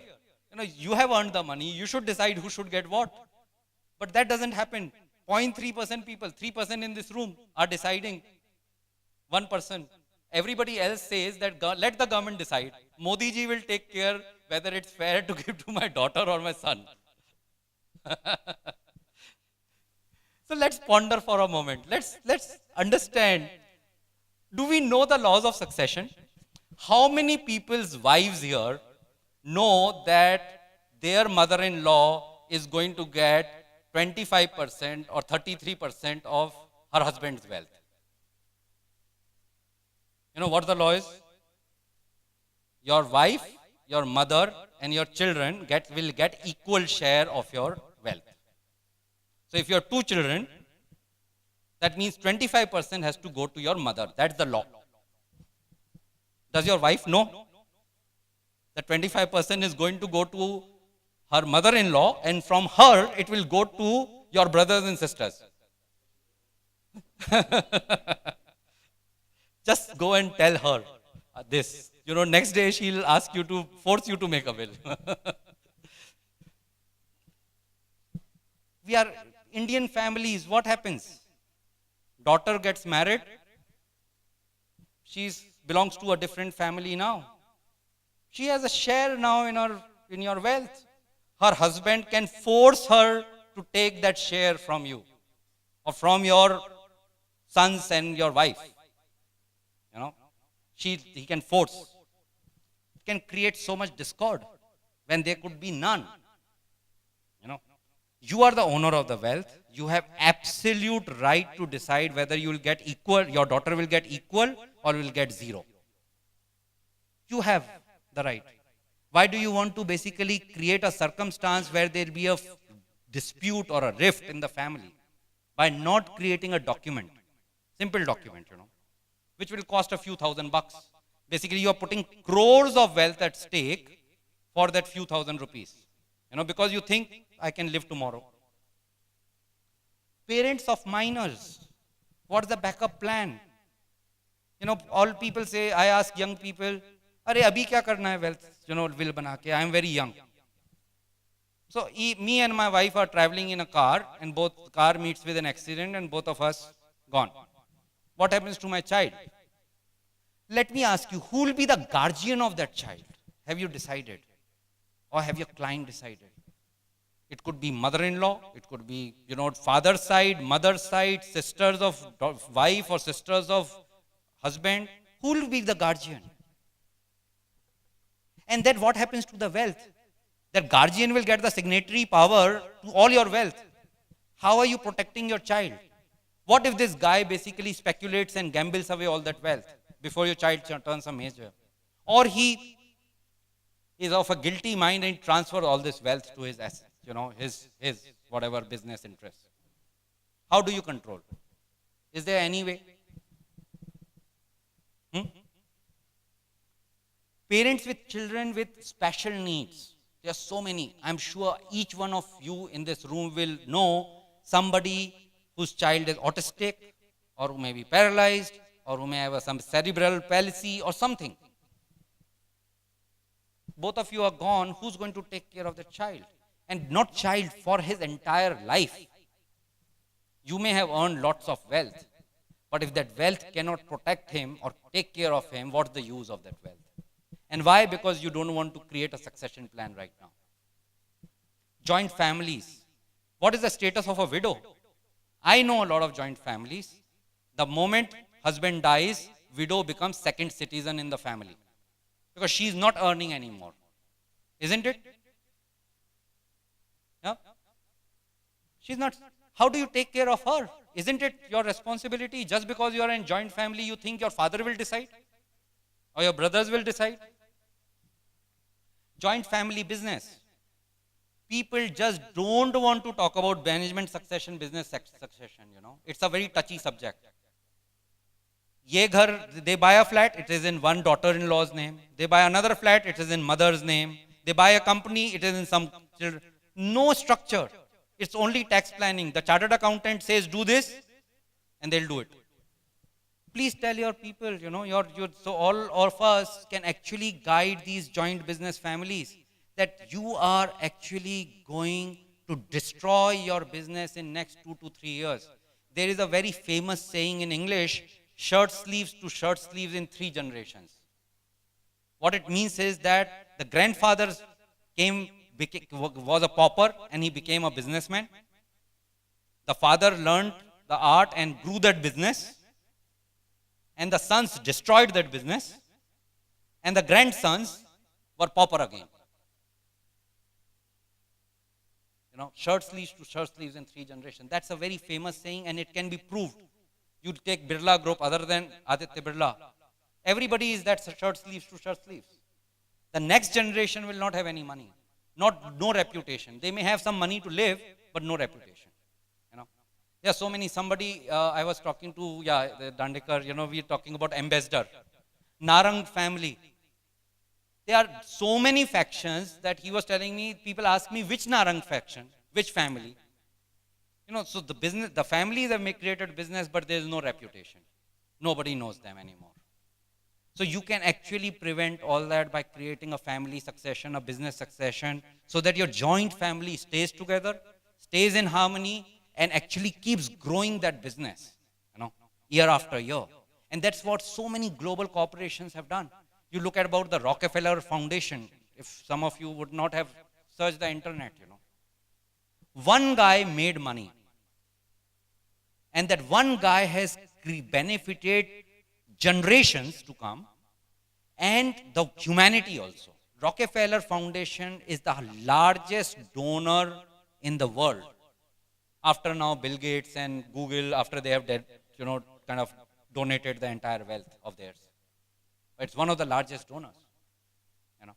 Why? Because they created a structure which could prevent the family legacy. Single owner business. There are so many liabilities. Let's say Kamla Mill accident. Can it not happen with any one of us? Let's say there is a fire in office and 5 employees die. What is going to happen to us? Let's imagine a situation. What will happen to me or you? It can happen anytime. Yep. What is your protection? What's the protection? You are taking the risk of business. Okay, anyway, you will face the consequences.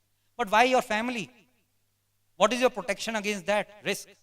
Have you ever considered? We think, nahi, hamare saath nahi hoga. That might Kamla Mill guy would have also thought, na, that way. Now he's gone for next 10, 15 years.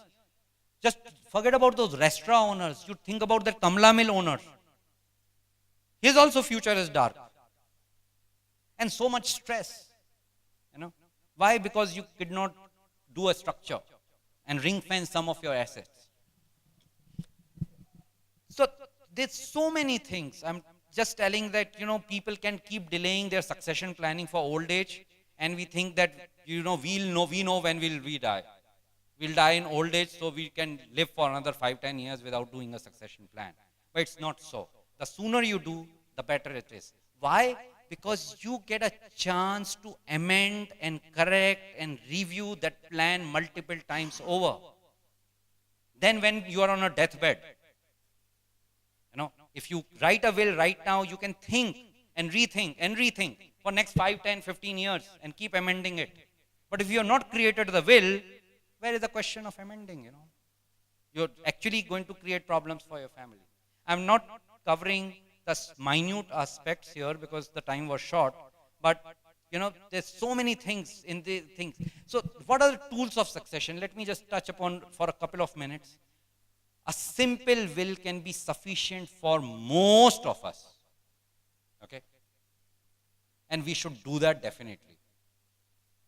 For testamentary trust, which is nothing but a will, when it comes alive, that means when we are dead, it creates a trust, which is called a testamentary trust. So it does not create a trust right now.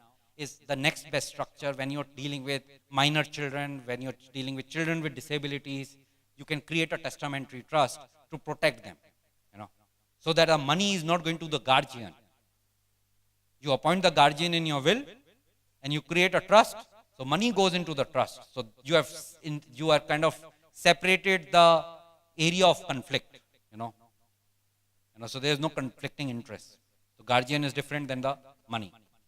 Private family trust is a fantastic tool for doing succession planning. You know, we are doing for a couple of large families succession planning. You know, very complicated families, and we are advising them on how to create a succession plan, and it involves so many things.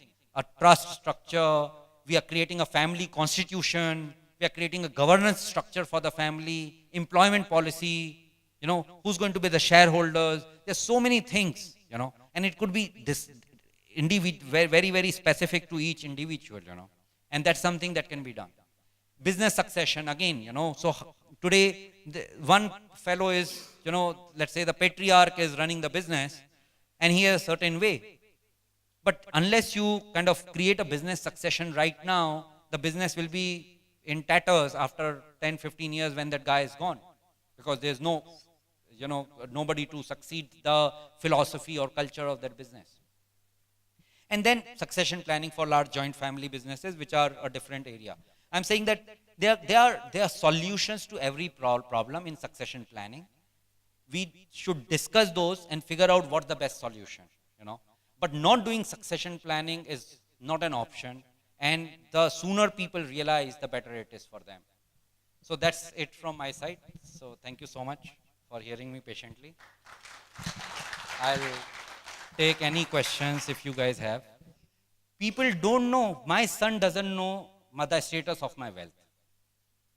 I don't know how many, if you have minor children, how many children know about how much is the total wealth that you own. If you die without making a will, there'll be asset leakages. You would have given money to somebody. There's so much of cash transactions happening. Do you know, will your wife know or child know who you have given cash to? That's not going to come back. You may have land in some remote corner of the country. You don't even know whether it will come back to you or not. So that's another problem. So actually death is a very, very costly affair. He's perfectly right on the dot.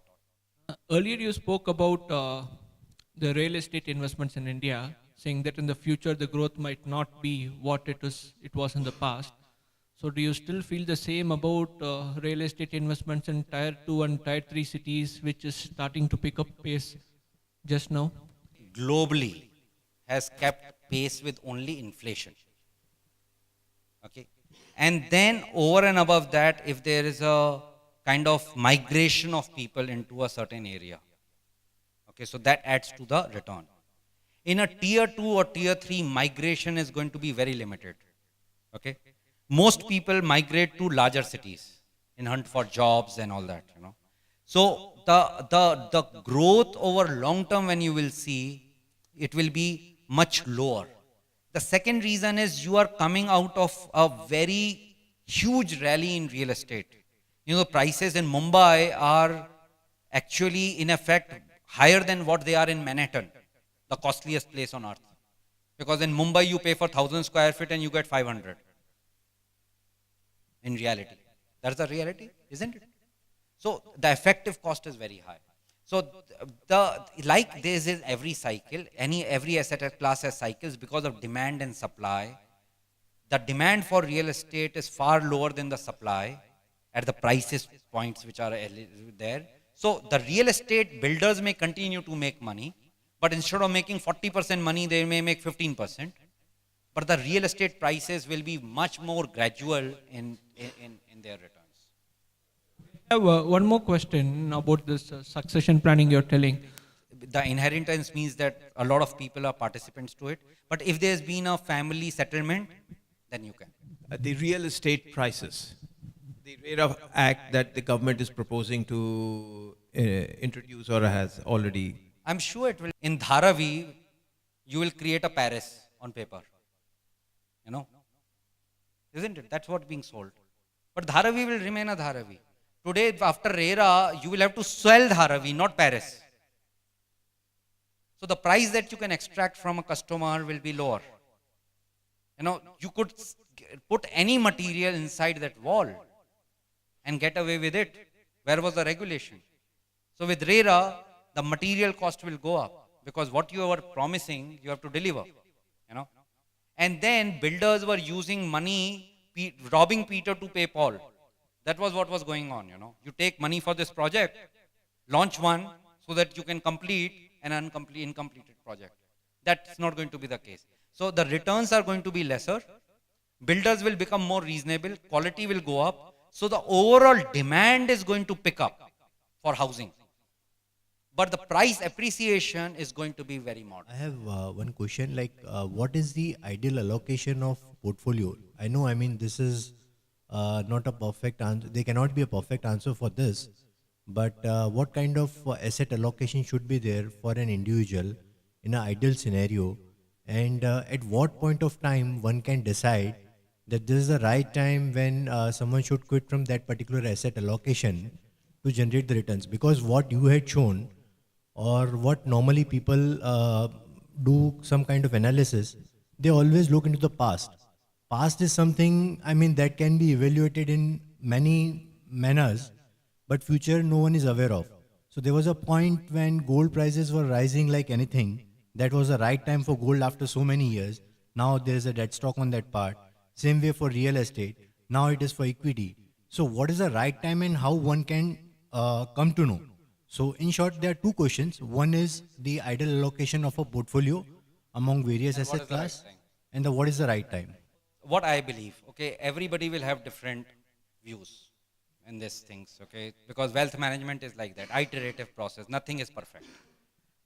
My belief is whatever is long term. So so whatever you are saving today, one is for posterity. You don't know when it will come for use.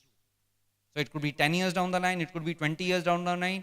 The fact of the matter is all of us are going to leave a lot of wealth for our families. So that wealth is long term. So let's say you have 10 crore of rupees and you think out of this 5 crore you are going to leave for your family. You know, that's real long term.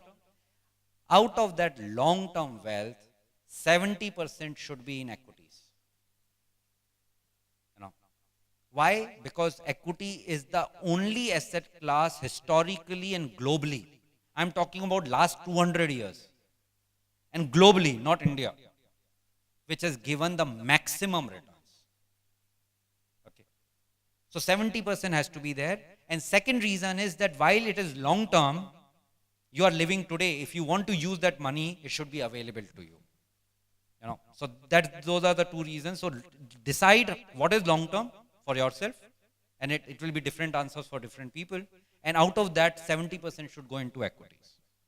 And as far as the asset class returns are concerned, you know, every asset class has cycles that are driven by demand and supply. That is where the role of you and me comes, because we read a lot. We can see what is happening globally and how it's going to impact the markets in the next 3 years, 5 years. So that is where I talked about the active asset allocation. So there is no real answer. Is it a right time to quit Indian equities because they are all-time high? Maybe not. Maybe yes, depend on what's your time horizon. If you need the money next year, 100%. And if you have a 10-year horizon, 0%. You know, so it depends on a lot of consideration.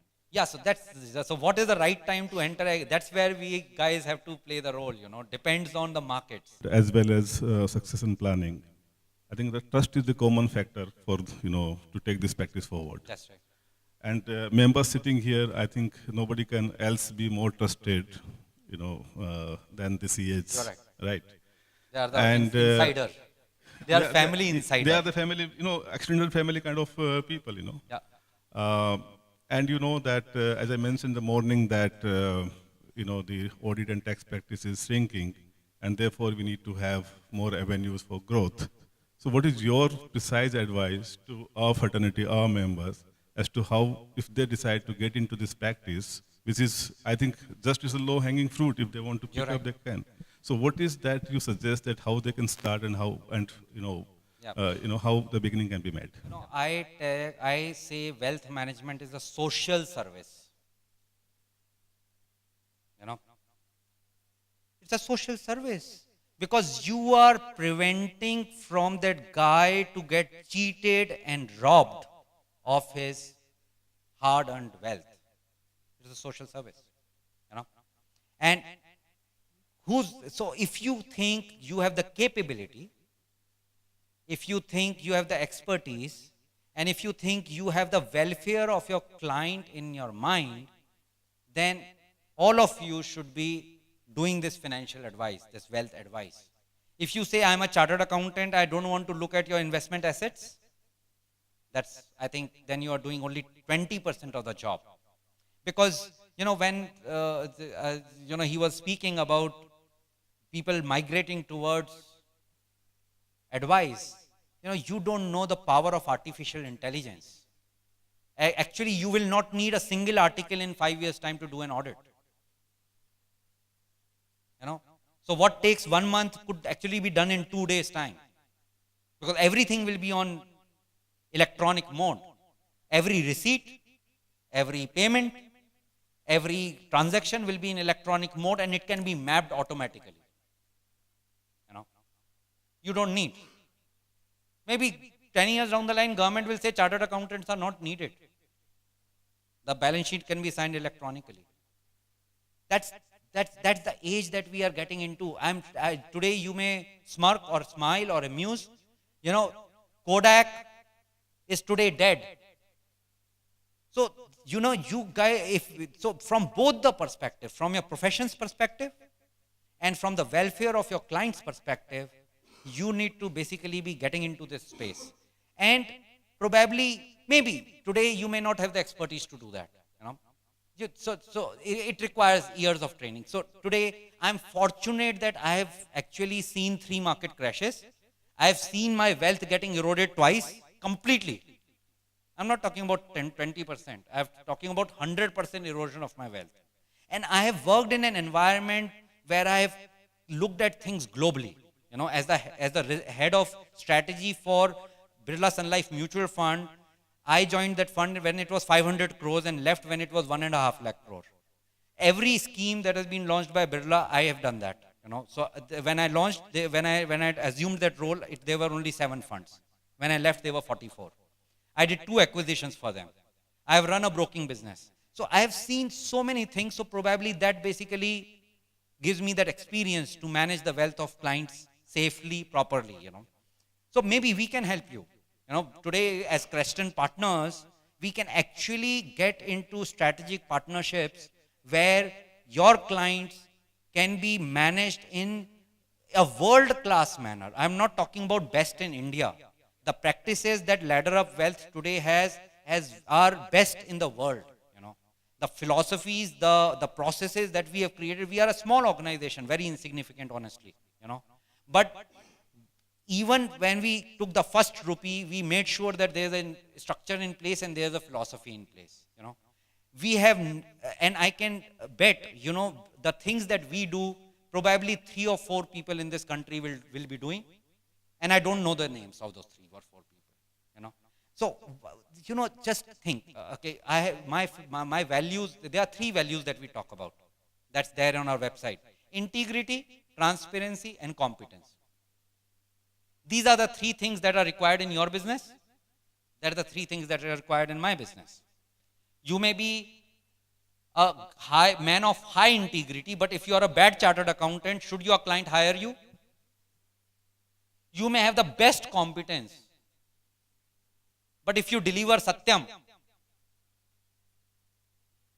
it's of no use. So competence without integrity or integrity without competence is of no use.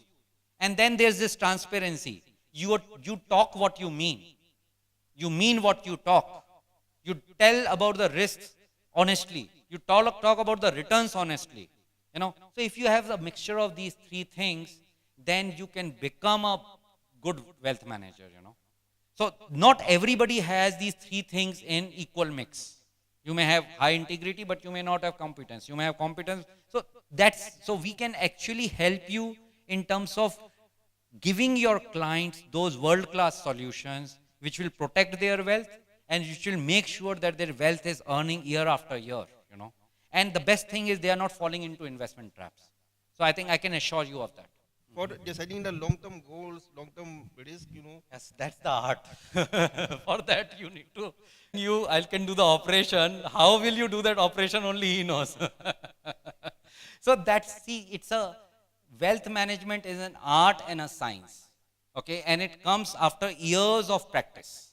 You know, like I was telling Agarwalji yesterday over drinks, you know, that, you know, what is the value that you are bringing on the table is your experience. Otherwise, a fresh chartered accountant also knows what is Income Tax Act.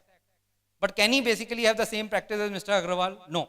So this is a fine art, and every person has a different solution, and that is where we make a difference, you know. So wealth management is not about choosing which mutual fund, it is about these nuances. So that is where the review comes. So wealth manager, if you have the right wealth advisor, they would review with you on, you know, various occasions strategy which they planned, you know, before this event. And, you know, so it's not one-time exercise. This is a constant review would keep happening, and that would get you aligned. Friends, I hope I've been able to kind of kindle some enthusiasm and interest about wealth management and succession planning.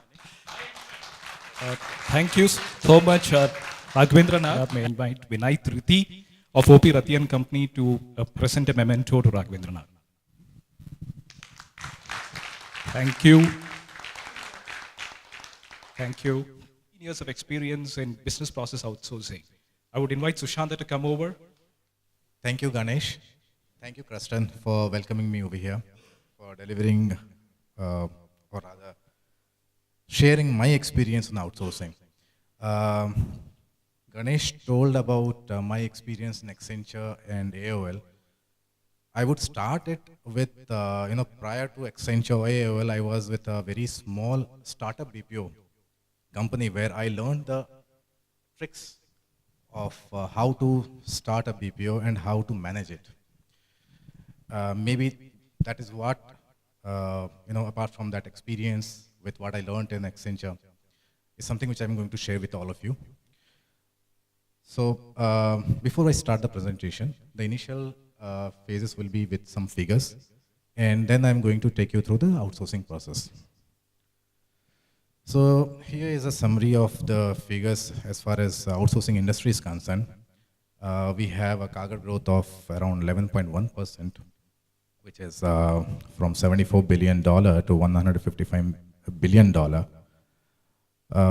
India accounts for approximately 55% of total global servicing market. And it remains to be a lucrative sector for investment. Indian IT exports are, the reason I'm talking about IT is because it's a bellwether industry as far as India is concerned when you talk about exports and all. So Indian IT exports are projected to grow at around 7 to 8% during this 17-18 fiscal.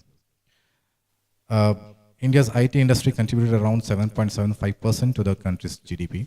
And in fact, the reason I started with, I added to Ganesh's thing, saying I started my career in Bangalore with a startup is because of this last point where it says, IT industry is fueling the growth of startups in India with presence of more than 4,750 startups.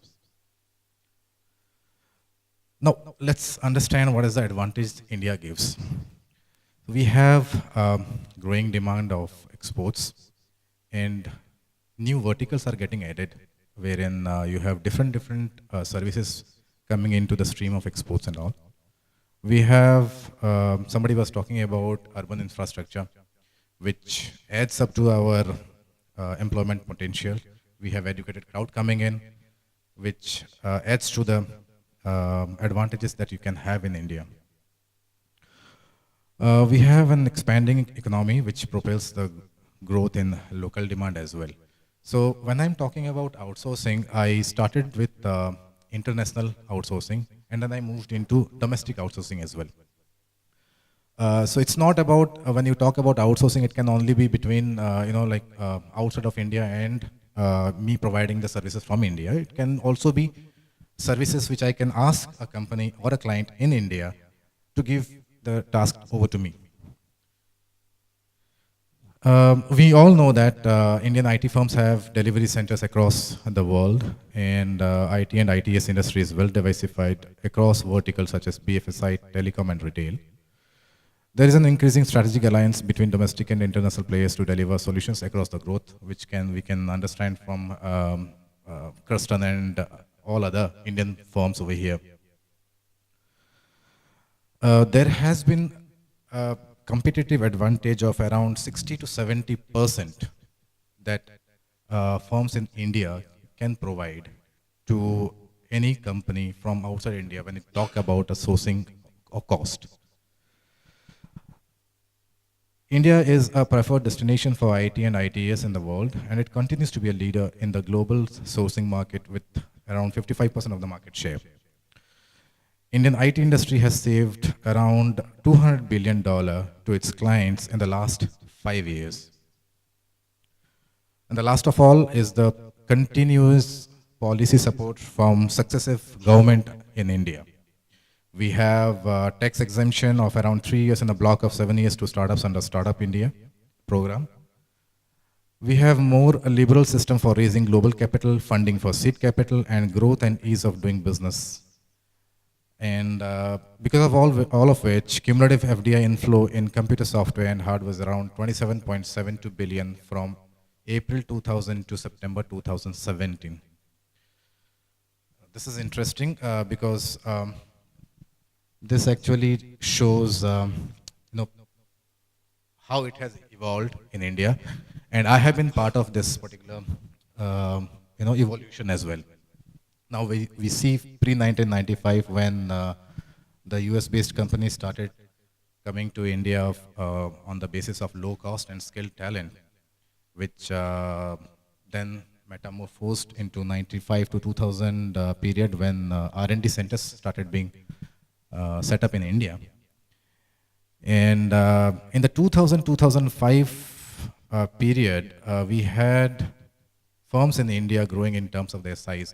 In fact, this is the period when I started my outsourcing career in Bangalore, wherein I joined a startup BPO, which was trying to cater to US market. And then 2005 to 2016 is when I moved to Accenture. This is the big daddy as far as outsourcing is concerned, where I learned about, whereas in the startup, I had seen how it can be started from scratch. In Accenture, I experienced how, a finance function can be broken down into pieces and sub-pieces and can be outsourced. And today, as we know, we have around $150 billion of Indian IT industry, which employs around 4 million people. The most interesting aspect is that Indian IT exports, which is expected to grow at around 7% in the next financial year. Now, in this slide, the most important part for us will be the last one, wherein we say BPM, which is Business Process Management, will be accounting for around 22.22% of total IT exports during 16-17, which means the reason I have taken off all these slides is to show that there has been a market for outsourcing and there is going to be a market for outsourcing. All we need to know is how do we do it. So why do normally companies outsource, or why should they outsource? I mean, as an outsourcing agency, if I have to go and approach a client, I need to tell them or convince them that why they should outsource their services to me. Quality, of course, is important for everyone. Now, in outsourcing, one of the major reasons is I am an outsourcing agency.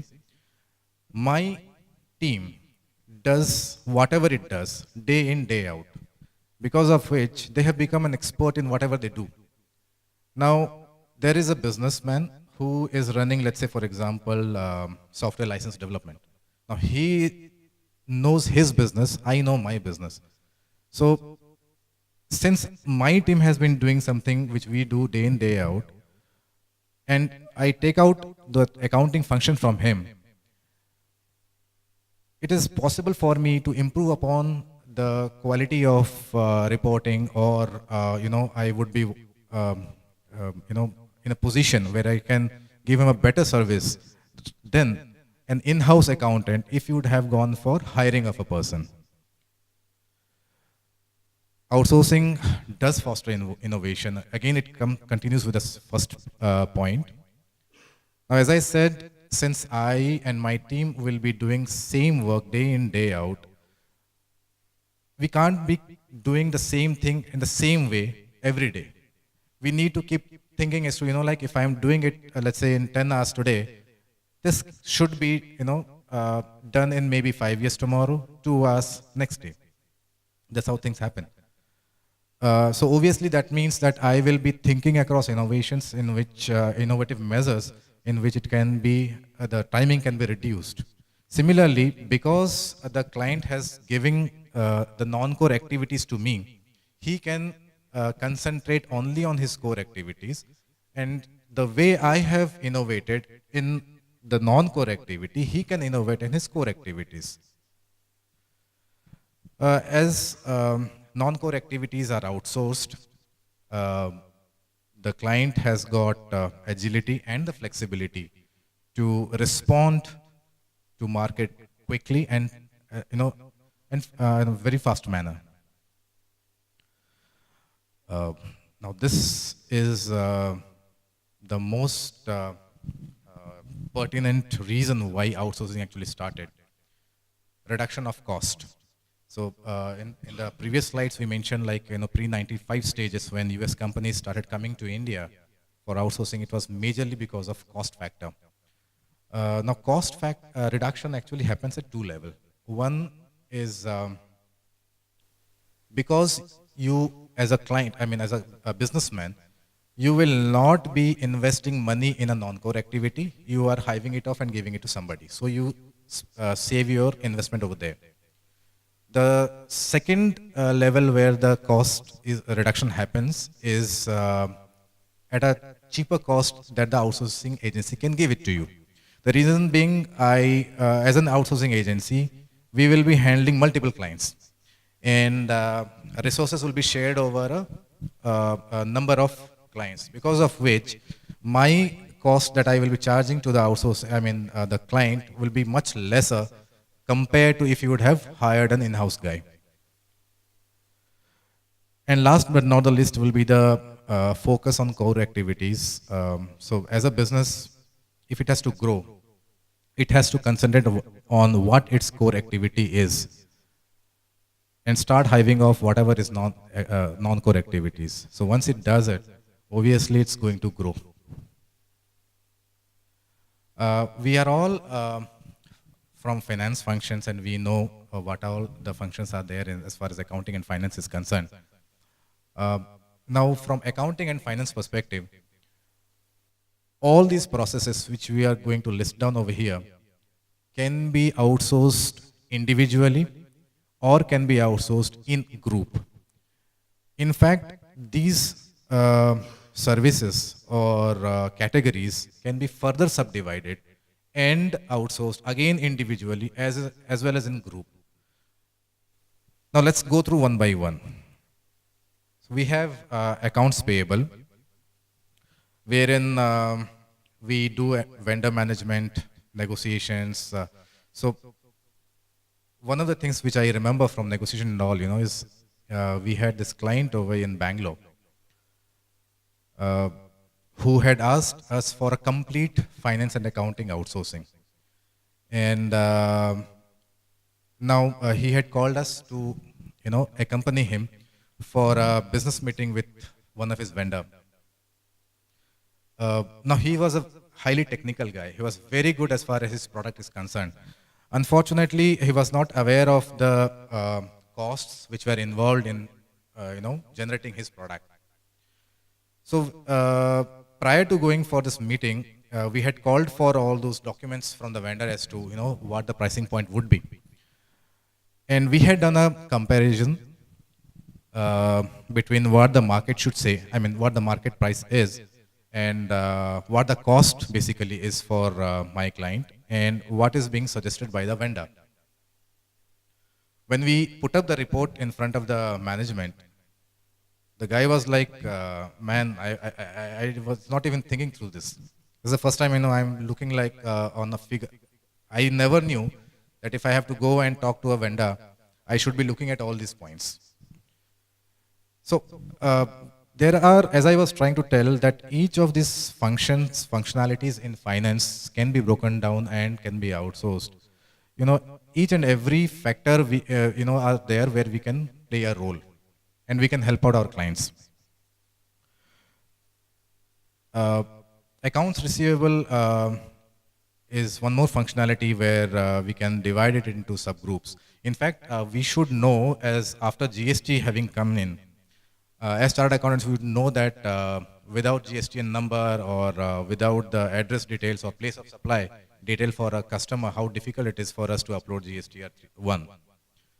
So when it comes to accounts receivable, as far as domestic concerns are, companies are concerned, customer management becomes a very big issue.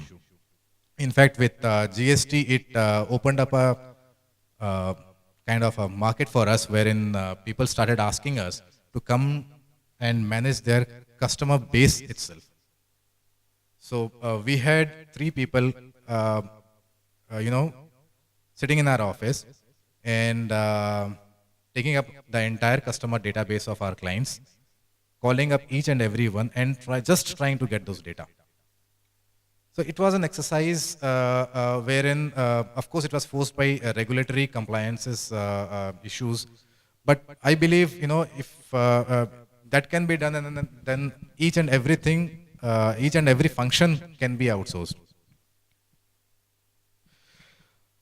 Regulatory compliances, of course, as chartered accountants, we know what are regulatory compliances. We have Companies Act, labor law, income tax law. Now, in income tax law, there is a fascinating thing that had happened way back in 2012-13 when 234E was brought in. I have a dear friend of mine who sits in Hospit. Now, he knew that I was catering to both international as well as domestic clients. So now, Hospit is a very small town. It's a tier 3, if I can say. But he had a huge network. So he had charted out a plan. He came to us and said, see, I have these schools, wherein there are a lot of teachers who are being employed. Now, most of these teachers, the salary that is being paid to them is not taxable. So therefore, TDS returns are not being filed.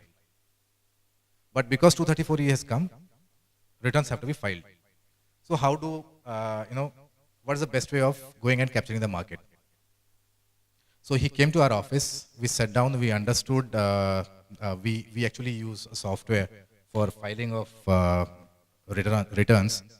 So we sat down, we understood the data that has to be pulled in, and we built up a control mechanism, and then we went back to his place in Hospit. 3 months down the line, he had around 50 schools with him. And 1 year down the line, he had around 100 schools.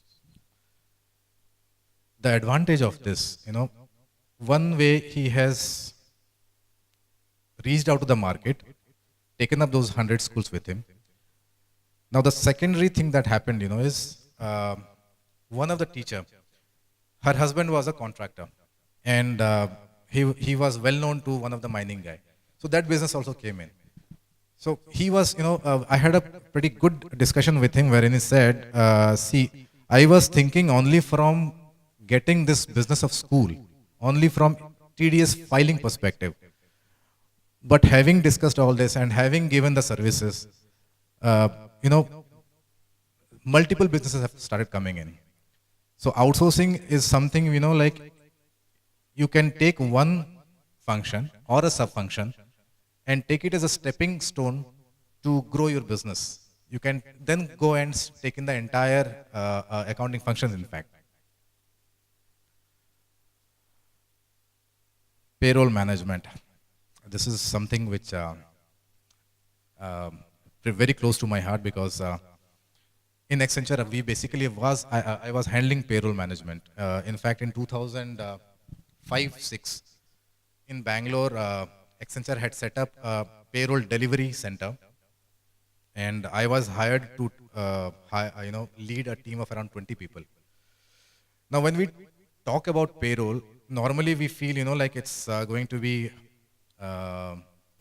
taking the inputs, generating the pay registers, giving the form, pay slips or form 16, blah blah blah.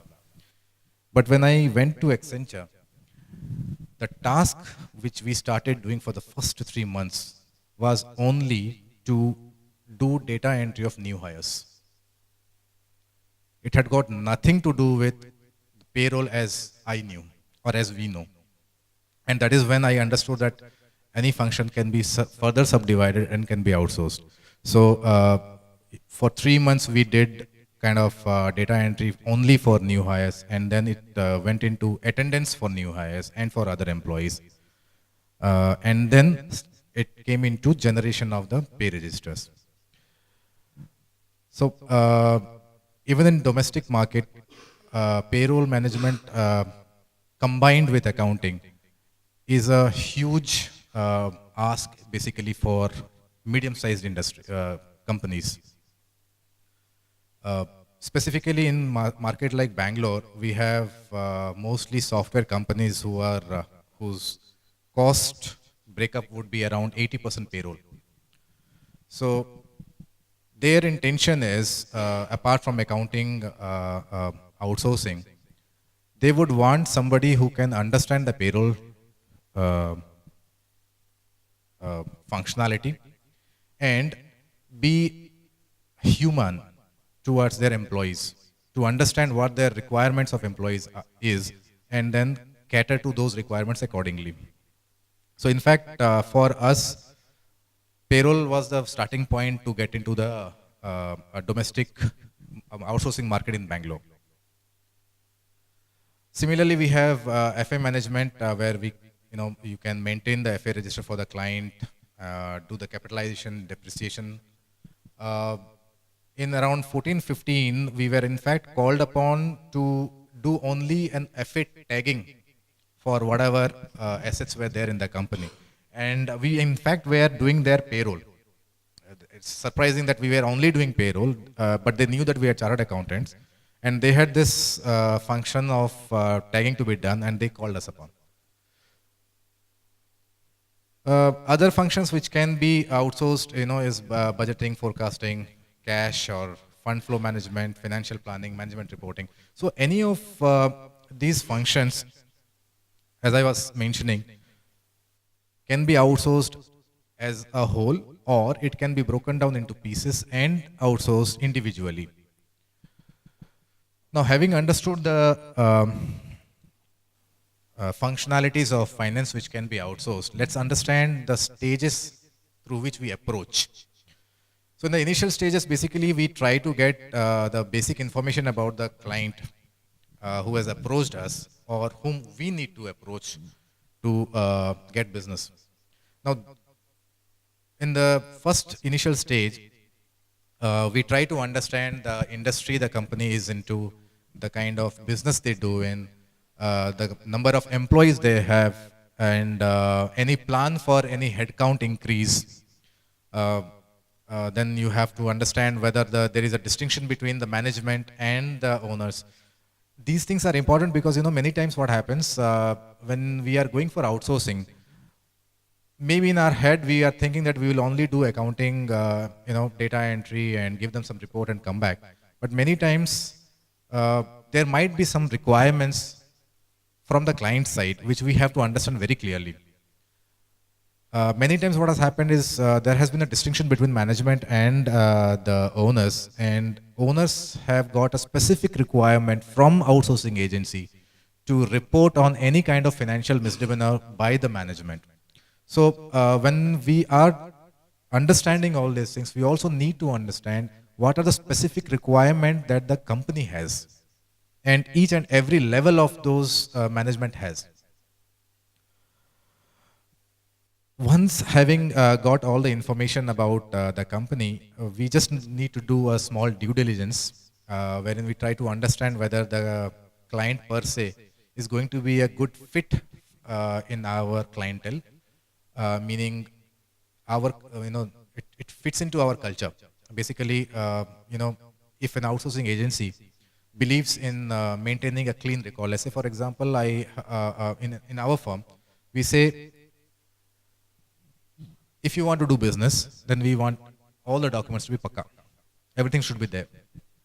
But then there are businesses which actually are upfront and they say that, it's difficult for us to maintain or give you all the documents and all. So you need to take a call as to whether those kind of clients fit into your culture or not. Because if you start doing that, then your team, your organization starts imbibing those things as well, and it impacts the other clients. So it's very important to understand the mindset and the culture of the client before actually we take him in. And one of the reasons why we have to do due diligence is, obviously to understand what are the issues that the company is facing. So what are the laws that are applicable on the company, for example?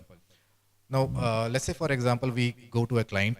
He has around, we ask, what is your headcount? They say, we have around 25 people. what is your turnover, what is your profitability trend over the last 3 years, all these questions you ask. Then you ask them, what are the registrations you have taken? And they say, we have just done a company incorporation and we have got a TAN and a PAN, that's all. So that's when you realize that many of these small and medium-sized companies, they first of all do not understand the gamut of laws that are applicable to them. And it is on us to make them understand all these things and also tell them that what are the implications of all those laws and of not being compliant with those laws. These pointers basically will also help us in negotiating with our client and, of course, putting up a better price, which is more important for us. Having done a due diligence and having understood whether we want to take the client or not, the next step that we do is draft a very detailed service agreement wherein we chart out each and every functionality which will be outsourced by the client to the agency. And for each of those functions, we map the roles and responsibilities. We give the deliverance goals. We fix up the timelines. And of course, we also state the exclusions in the scope, which is very important for us because it should not happen that, the client is thinking of something and we have mentioned something. And tomorrow when the work starts, we were thinking that these kind of services will not be given to them, whereas the clients have got a different opinion altogether. So we need to be very clear as far as our exclusion is concerned when it comes to service agreement. The last stage, which is the transitioning stage, is highly critical because unless and until there is a proper knowledge transfer, a smooth outsourcing is very difficult. In fact, what normally we do is during the service agreement stage and prior to that, during the due diligence stage, we note down all the critical areas that we have discovered and we note down and sit with the client, understand the critical issues which need to be, jointly addressed, keep a note of all those things, and then do a proper transfer from the client's place to our office. Once a proper transitioning is done, it then becomes a regular affair for the outsourcing agency.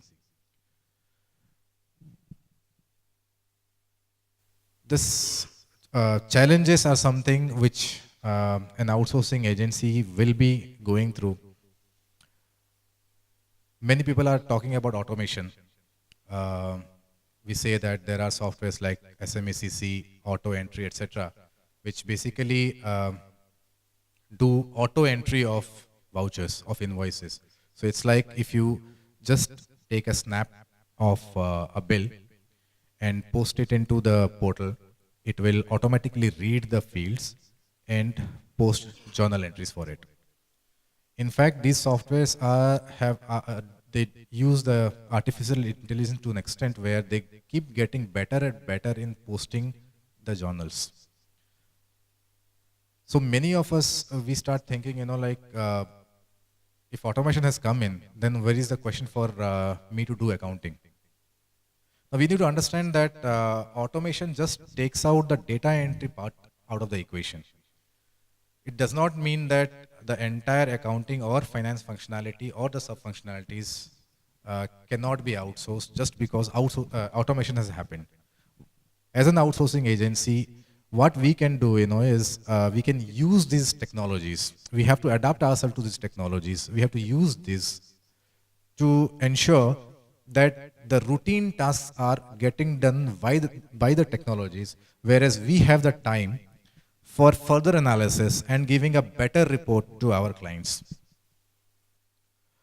The next challenge that all of us, why only outsourcing agency? In fact, all of us face is with regards to personnel. Where do I get proper skilled person with the right attitude? There is no fixed answer to this question because it's something which problem is universal, and I believe that the best way of dealing with this problem is to have a good hiring and a good retaining policy.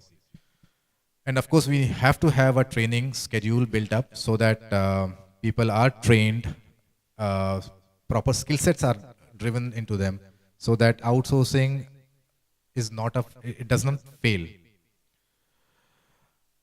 The next challenge comes with regards to client satisfaction. In fact, that is not a challenge, that is something which we should strive for.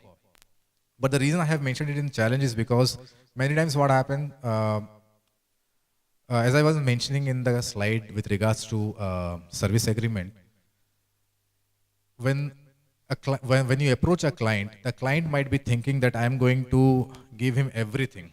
So, Sushant is going to be there for my banking needs. He is going to be there for my accounting needs. He is going to be there for my taxes. He is going to be there for my audit. He is going to be there for every damn thing when it, as far as finance and accounts are concerned. But as an accounting outsourcing agency, I would be thinking, okay, my job is just to go there, do the data entry, generate the necessary reports, give it to the client and come out. So when there is no clarity between, or rather there is a gap between the expectation and the delivery, that is when the client satisfaction suffers. Now the best way to close that out is to have a very detailed discussion with the clients, sit with them, understand with them, and then chart each of their expectation in the service agreement and be very specific with the exclusions. Because as a business model, we have suffered a lot when we talk about exclusion. That there are many times that we would not have specifically mentioned that our services will not cover so and so, and ultimately it has come on us. So it's very necessary that we have exclusion mentioned in our service agreement. Client satisfaction, again, what happens in the initial stages, the top management of the outsourcing agency, they travel to the client's place, they have a pretty good bonhomie with them. But over a period of time, when the work starts getting routine, they lose touch. And the clients basically drift away. So the best way to, check this out is to have a proper meeting schedule wherein you go and discuss with your clients, you discuss the growth strategy, you discuss about whatever has happened, you discuss about what all your team has done, and of course you keep taking inputs from the clients as to what can be done for the reports to be made more friendly. Out of the challenges that an outsourcing agency faces, the biggest challenge remains data security. And that is the reason why I have a separate slide for this. So we have basically 3 types in which normally we can take care of this. Many outsourcing agency, what they normally do is they have a local in-house server at the office. The problem with this particular thing is if it is connected to internet, it's open for hacking. Now, what is the solution for it? Well, you give a firewall for it. But the next problem that will happen is if you have a local disaster like a fire, which engulfs your office, the entire server is gone, the entire data is gone. So in that case, what you can do, is you can have backup of the data, which can be kept at a place which is separated from the office. But then you will have a local disaster again. Let's say, for example, you have earthquake affecting the particular town or city, and both the places are destroyed. In that case, again, your data is gone. So the best way to do, in infrastructure, as far as in-house is concerned, is to have a local server, have a proper firewall installed on it, and have an online backup system wherein the data gets backed up automatically. The second option, which of course has been in trend for a couple of years now, and which is one of the most secured option, is the cloud option, wherein they give you option of, hosting the applications also, as well as storage.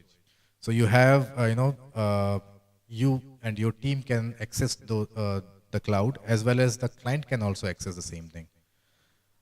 You have a lot of service providers like AWS and Microsoft Azure from global companies. Even in India, we have ESDS, I2K2. These Indian companies, basically, they have servers across the country. So, Indian cloud service providers, they are at least 20 to 30% cheaper than the global cloud service providers. Security is at par with what the global providers do. But then the problem with cloud-based server is many of the clients are not open to having their data put on the cloud because of whatever reason. So in that case, normally we have a hybrid kind of a situation where I have a local server on which I have already built in the firewall and the online backup system. And I will also have a cloud storage.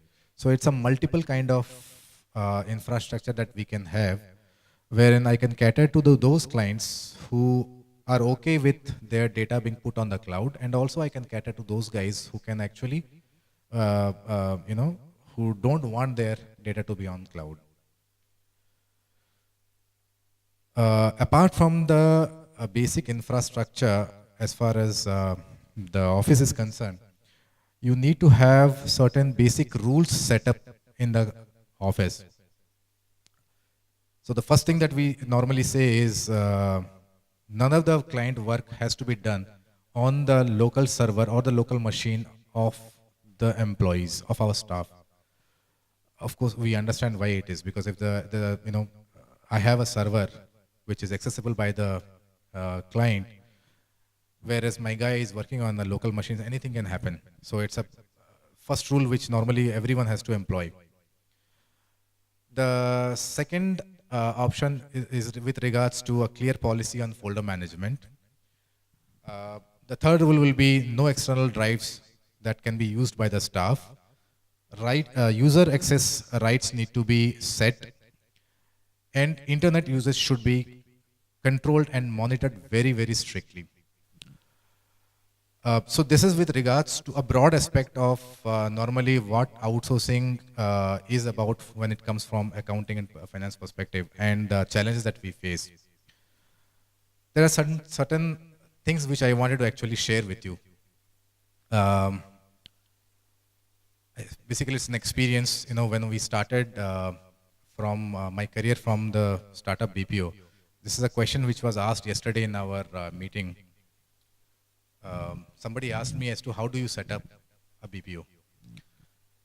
So the way we had done is, in 2004, when we started this BPO, we hired people. We understood the market we wanted to get in, which was the US market. Then we trained them in neutralizing their accent, because we understand that Indians have a very heavy accent. So we trained them in order for their accent to be neutralized. Then we trained them on software like QuickBooks, which basically deals with the accounting. We trained them on Lacert, which deals with US taxation. And we trained them on Sage software, which basically takes care of the payroll as far as US companies are concerned. So we did the training for at least 2 to 3 months, and simultaneously we were doing the marketing as well. For marketing purposes, and for the infrastructure purpose, we used to have Vonage system, wherein we have VoIP, and we used to have a free toll-free number, which our marketing guy used to call up various CPAs based out of US. The reason we started getting into the market through CPA is because somebody was just saying that business comes only when you have trust. Only when someone has a trust on you will he give the business. And a CPA knows what a chartered accountant is. So that was the route which we actually took, saying that we are chartered accountants, we are your own fraternity, and we are compliant with whatever data security you are looking for. So that is how we started getting into the market. And we took server spaces in US, because if I have a server here in India and I go and tell a US client that your data is being maintained in India, I would rather not be talking to him. So we took server in US, we trained our guys in processes, we trained our guys in reducing or neutralizing their accent, so that, if I talk to you in my, I actually come from a region where our English is heavily accented. In fact, most of Indians' English is heavily accented. You can make out as to who is from which part of the country. And it's pretty embarrassing when actually you go and talk to a US counterpart with that kind of accent, because he would not be understanding what you are talking about. And neither can this guy understand what the US counterpart is talking. So accent was the part which took at least 3 to 4 months for us to get trained. In fact, I was also trained for that. Software took us at least a month or so to be trained on. And that is, simultaneously the marketing was happening, and after which we cracked our first deal and we started doing the work. Of course, it was a very small kind of a work, because he was a CPA, and being a CPA, he was controlling the entire gamut of accounting and finance of his client, and he had given us a very small part of it. But nevertheless, it was a work for us, and it was a success for us. And we started outsourcing through data entry only. So they used to give us, they used to post their invoices, their bills, their statements onto the server. We used to take down. In fact, initially, they didn't even share their statements. They just gave us bills, that's all. So we used to take it, and then fortunately for us, as far as the software training is concerned, QB is very, very friendly. If I have to compare with our Tally, which we use in India. In fact, a layman can also sit on QB and start doing the data entry. It's such a beautiful tool. So we used to get only those invoices and bills which we used to start entering into the system. And then when the CPA started looking at our work and he gained confidence on our work, he started giving us more and more. In fact, he started giving us the bank statement as well, which was a big deal for us. 2 years down the line, he actually gave us the tax preparation also for the company and the employees, which was even more, outstanding success for us at that point of time. From there, I in fact moved out and then went into Accenture, where, as I shared, we did payroll sub-process processing. Then I started another BPO company in 2008, and I replicated whatever we had learned in 2004, 6, 7, that period. And we did the same thing. We installed the same software, same systems, and it worked really good because we had already understood the market, and the clients over there in US, they had known us. So we went back to them in 2008, and within a period of around 2 months, we had actually our business running out. But then we realized that, in fact, one of my partner, he asked this question as to, if you are doing this for international clients, why can't we replicate it for our domestic client? And that is when we started catering to our domestic market. In fact, my exposure to the international outsourcing gave me an idea that the entire, as an auditor, when we go to a client, we actually do many things apart from audit as well. Like we are basically treated as an advisor. You may not be billing them as advisory service, but we would be giving those advisories. We may not, in fact, I never thought that I can actually break it into piece and then ask them, instead of going like, audit and advisory, can't you give me your accounting completely? So I said, I don't need your audit. As far as audit is concerned, I have a friend, I have a gentleman, he's going to give you the audit report. I'm going to do your entire accounting. So he said, he was happy. He said, how do you do it? So I said, see, what I'm going to do is I know your business. I know what you are into. I know what all transactions are going to happen. So what I'm going to do is I'm going to break it into different processes. I have a team. I have people who are experienced. I have people who are, of course, they had been working on US clients, but accounting doesn't differ whether it's in US or in India. So I have people who are experienced. Let's try that. And it has been success, when I replicated the model from US to India. These are certain things which I wanted to share with you. I'm not sure whether I have been able to, do my duty properly. If I'm not sure. So if you have any questions, please. Performing the statutory compliances when you're taking care on behalf of the client.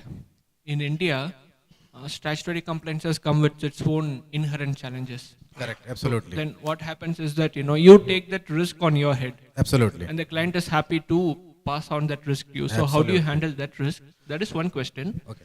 And the second question is when it comes to data security. Okay. Nowadays, clients are asking for ISO 27001 or a SOC 2 Type 2 certification. So which typically is it is not something that we want to get. Is there any other kind of alternative that is available in India that we can show to the client? And also some clients insist on putting in the agreement saying that our data, what we give to you, you should not keep it in a third-party server. Like when we talk about, we say that let us do it on a cloud, we'll keep it on a third-party cloud. Sometimes they insist you don't keep it in a third-party server. So how do you handle these situations? Talking about local server in my office vis-a-vis cloud, we had many clients which raised this particular issue. They say, you are the guy whom I know. I trust you with my data. I don't know this third party where you are going to put your data on. So if something happens, what do I do? That's when actually, we have partners as far as services. See, when I am taking services from my client, I will have to give services to somebody else also. When you talk about data security, I'm not an expert on data security as such. The reason I know about data security is because I'm doing that business of accounting and outsourcing. So what we do is, we have a partner, in fact, he's my client as well. They are into cloud and they are into data security. So we ask them to prepare the entire documentation as far as data security is concerned. In fact, what they do is, they call up AWS, the Amazon services, and they are actually the franchisee owners. So they are the authorized guys who can go and talk. So number one, what we did is we took this guy with us and we met this client. In spite of that, he said, I don't want. So in that case, what we did is, fine, nothing doing. I'm going to keep your data in my office only. That was the only solution I could find out. There can be a better solution. I'm not saying no to that. But see, it's a choice which we have to make, right? Either I convince the client saying that, this is it's a standard, globally recognized brand which employs the best of security and therefore authorize me to put the data there on, or take the responsibility on your head, keep it in your own server. But when you are putting it on your server, make sure that your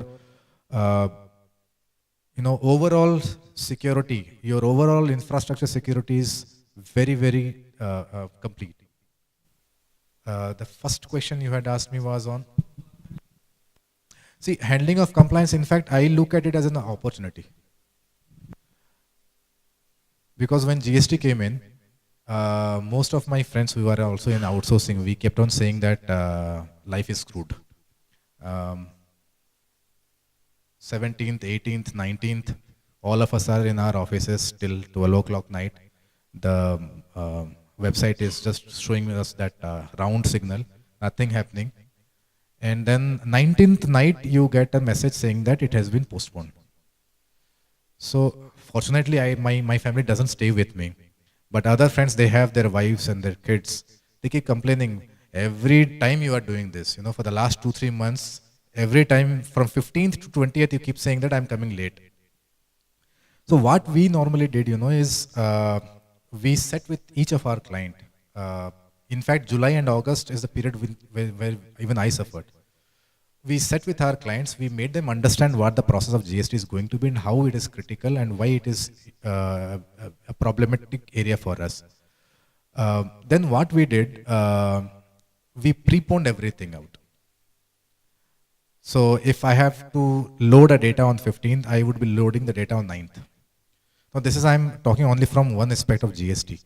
When it comes overall for compliance, what we ensure is we have a maker-checker kind of thing, wherein when the data comes from the client, basically see, the data will come to us in the form of bank statements or invoices or bills.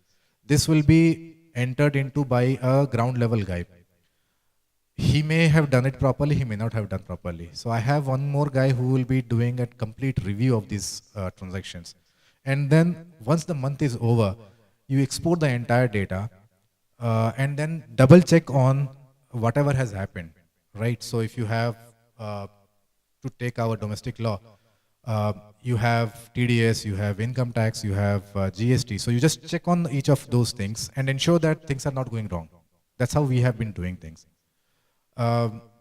This is one part of our regular taxation. There is another part which deals with when you go to a client, you have to make sure that those regulations have been taken care. For example, labor law.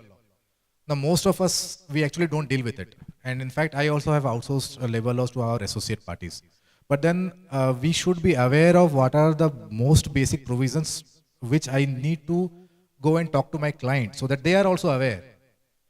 So, compliance is something which you have to be keeping yourself abreast of and then taking steps as and when it comes out. But the question I probably have, which is more for the floor, is I know of at least 3 Creston UK firms who are outsourcing work to India to at least 3 different providers, one of which is a Creston member firm. When are we going to have India getting together to produce Creston Global Services, rather than us providing outsourcing to a myriad of different people? Who can answer it, but it would seem a logical thing to do. As we're currently outsourcing from the UK to at least 3 different providers in India, correct, of only which one is a Creston firm, when can the Creston guys get together and think about in Creston India whether we have Creston Global Services that can provide outsourcing services probably predominantly to the UK-speaking nations in the Creston network? Sure, why not? And Ganesh? If one is having data of say 5-10 clients and suppose some authorities either of GST or of income tax comes for a search or this thing to one of the client and they take the data for some other clients also, how to prevent that? Who takes the data? Who takes the data? Government authorities. They come to whose place?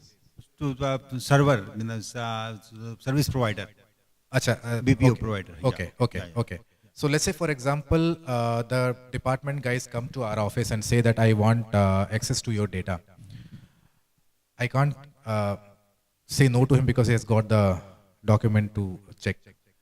So what normally we do is we sit with, I will sit with the officer and I will give the access to the client he wants to check on, not any other thing. In fact, I make sure that once I have given the access, I have a person who is sitting next to the officer saying that, sir, you cannot get out of this folder.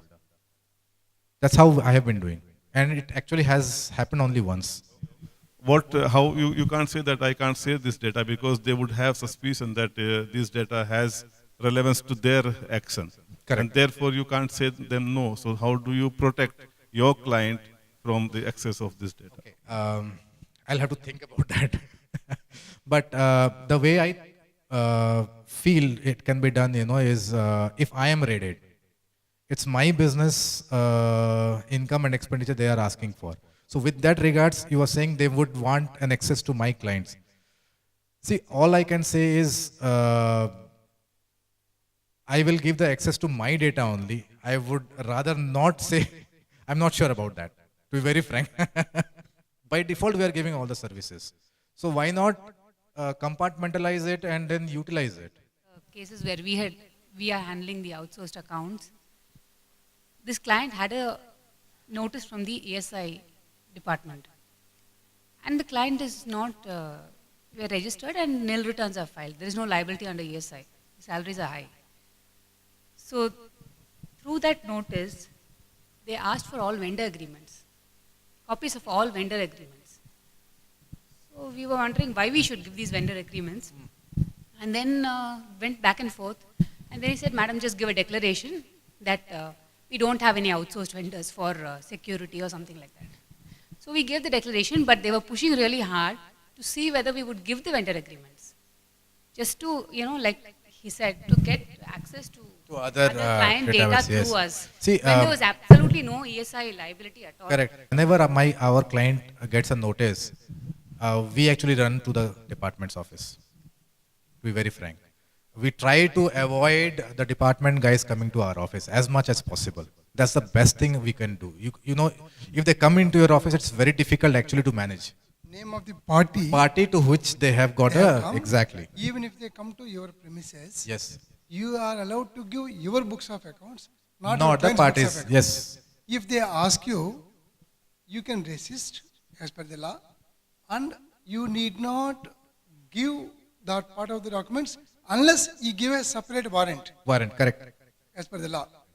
When it comes to data, being, dug out by the departments. SA 402, International Standards on Auditing 402, talks about the audit of the service organization. SA 402, it talks about the audit of sub-service organization. Suppose if you maintain the data of the one CA firm and the another CA firm is the auditor, and SA International and ISA talks on the liability of the statutory auditor to give the report on the internal controls maintained by the outsourced organizations. So how would you deal in such a situation? Have you disclosed the data, and how do you deal? How do you deal in such a way? If the another firm is prior auditor? to that, you said expose the data. Right, because you maintain the data of one CA firm. Correct. Right? And another CA firm is the auditor. Correct. ISA 402 clearly talks about to comment on the internal controls of the payroll of the sub-service organization. So how would you deal in such a way to ensure the statutory auditor? Have you disclosed the data, or how you deal in such a way? The one is the sub-service organization.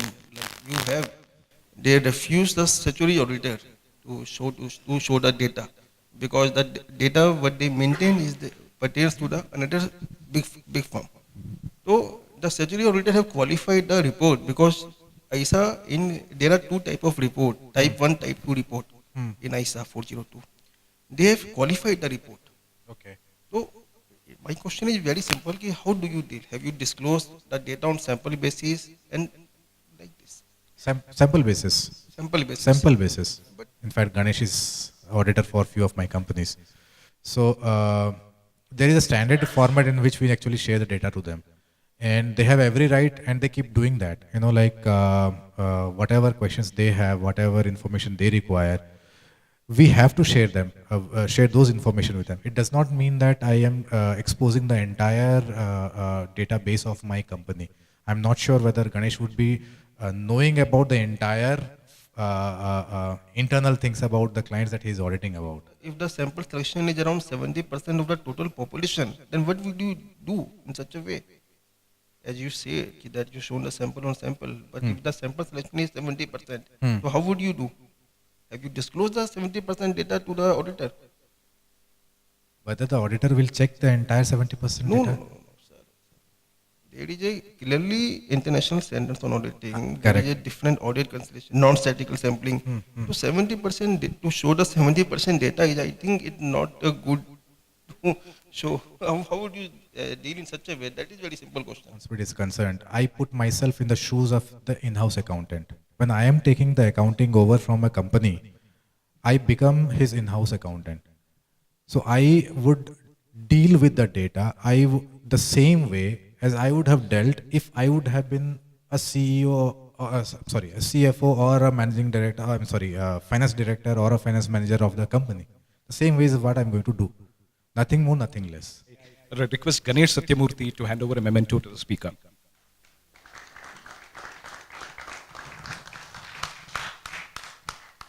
From from India all the way from here to Australia, Melbourne. So may I request Martin Fenson to come over as quick as possible and say, because I'm sure that all of us are quite hungry and we have a cricket match waiting for us. And Ian Kinder, who's one of my fellow partner directors, first of all, just like to thank everybody for their warm welcome last night and today at the conference. We feel as though we've been very much welcomed into Creston, India, and I'd like to maybe just to thank you for that warm welcome. I'm conscious that everybody's waiting for lunch, so I'm under a little bit of pressure, so I will run through this as quickly as possible. But if you do have some questions, maybe we can then take them during the lunchtime, either both Ian or myself. So hopefully with the technology it works. So really just what I want to do is to provide a brief introduction regarding Bentley's Australia, give a bit of information about then McLean Delmer Bentley's, and then talk a bit about McLean Delmer Bentley's international services into primarily Southeast Asia. So first of all, in terms of Bentley's, we're a national network and we have offices in all the capital states of Australia, so Brisbane, Adelaide, Perth, Sydney, Melbourne, Hobart, plus some offices in regional centres. Currently we're ranked 16th by fee revenue in the top 100 firms in Australia, with revenues exceeding $80 million, and looking in the 17-18 year to obviously increase that. If you look at the league tables in Australia, there's 3 or 4 firms that have not dissimilar revenues to that. So with a little bit of growth, there's every opportunity that we should jump from 16th to potentially 13th or 14th. In terms of that network, McLean Delmer Bentley's is the second largest office in the network, behind I think it's Brisbane. McLean Delmer Bentley's, for your information, joined the Bentley's network in June 2013 and rebranded from McLean Delmer's to McLean Delmer Bentley's. As I said, we've got offices across the country, predominantly across the eastern seaboard, and within our numbers there's over 80 partner directors in all of those office locations. We have more than 600 professional staff. So a very sizable network within Australia. In terms of our service lines, we have some, what we perceive to be some key strengths. Across the country, we do a lot of work in the aged care sector. Certainly in Melbourne, we do some of that, and I'm one of the lead partners in that space. In Western Australia, we have a significant strength in the mining and exploration sectors through the work that we do for quite a number of the listed public companies over in Western Australia. In terms of just a national presence as well, and go back to the aged care sector, we have over maybe the last 15 to 17 years been running an aged care survey on financial data, so we find that an extremely beneficial tool when consulting to our aged care providers in terms of both their financial performance and also their funding mechanisms. In terms of McLean Delmer Bentley's, we see ourselves as very much a progressive firm, and we're not just necessarily accountants, but we're financial planners, and Ian, who's just at the back there, heads up our wealth division. We're auditors. I head up the audit division in McLean Delmer Bentley's, and until recently also headed up our National Technical Audit Committee at a national level. We're mortgage brokers, so we're sourcing finance for our clients. We also undertake tax and other specialist services. But I must add, and a number of you I know have met John, but John leads the firm as managing partner and has led the firm a number of years and has been very successful in driving us to where we are today. One of the things though in Melbourne is not only do we look to do some work within the Victorian state market, so that's the southeastern corner of Australia, but we are also looking to undertake work where possible interstate within Australia, but also to work overseas, not just with our clients but with our network Creston fellow firms. And we find that with our clients they're looking to expand not just within Australia but overseas. So we find it extremely beneficial to be part of the Creston network, part of the Creston family, so that when those opportunities do exist, we know the firms within the Creston network and we can refer that work knowing full well that there will be that high quality service that will be provided. We have a strong growth agenda. predominantly because we are a progressive firm. And in 2015, we merged with a mid-tier firm in Melbourne called UH Haynes Norton, Melbourne, and that brought to us another 3 partners. If I can put it in these terms, 1.5 audit partners and 1 to 1.5 business services partners, but gave us some extra depth in both business services and audit. And in 2016, we merged with Ian's firm, Complete Financial Services. Ian brought over quite a substantial wealth business over with some tax and business services type clients. We have a tag phrase that we've been working on through a cultural survey within the firm over the last 6 to 12 months, and this has been worked through as a result of surveys with our staff. But we work on the basis at the moment delivering exceptional solutions contributing to the success of people and business.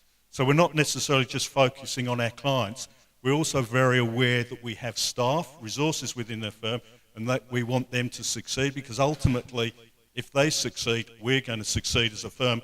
They're also potentially the future leaders of the firm, so we've got to continually focus them, plus focus on our clients. Just as a bit of background in terms of McLean Delmo Bentleys, in 1970 we were 2 partners and 7 staff. Today we're now 15 partners, directors and approximately 70 plus staff. I think it's maybe more about 80 staff across the firm. So there has been substantial growth over the years, and through that growth it has provided us with the opportunity to provide a wider range of services, not necessarily just the traditional tax, accounting, audit services, but the wealth management, the mortgage broking, various other services that the clients want. So we're looking at that holistic approach to our clients, which we find extremely beneficial to be able to provide that service, and the clients become very sticky to us. And it saves us having to continue, well, we're still looking for new clients. Much easier to retain a client than to kind of look for new clients. One of the things I did mention, though, is we're very much looking at the international side of our business. We're very conscious that in Australia, a number of our clients are looking to work overseas, develop businesses overseas, whether it's in Southeast Asia, Latin America, North America, Europe, Middle East, wherever it is.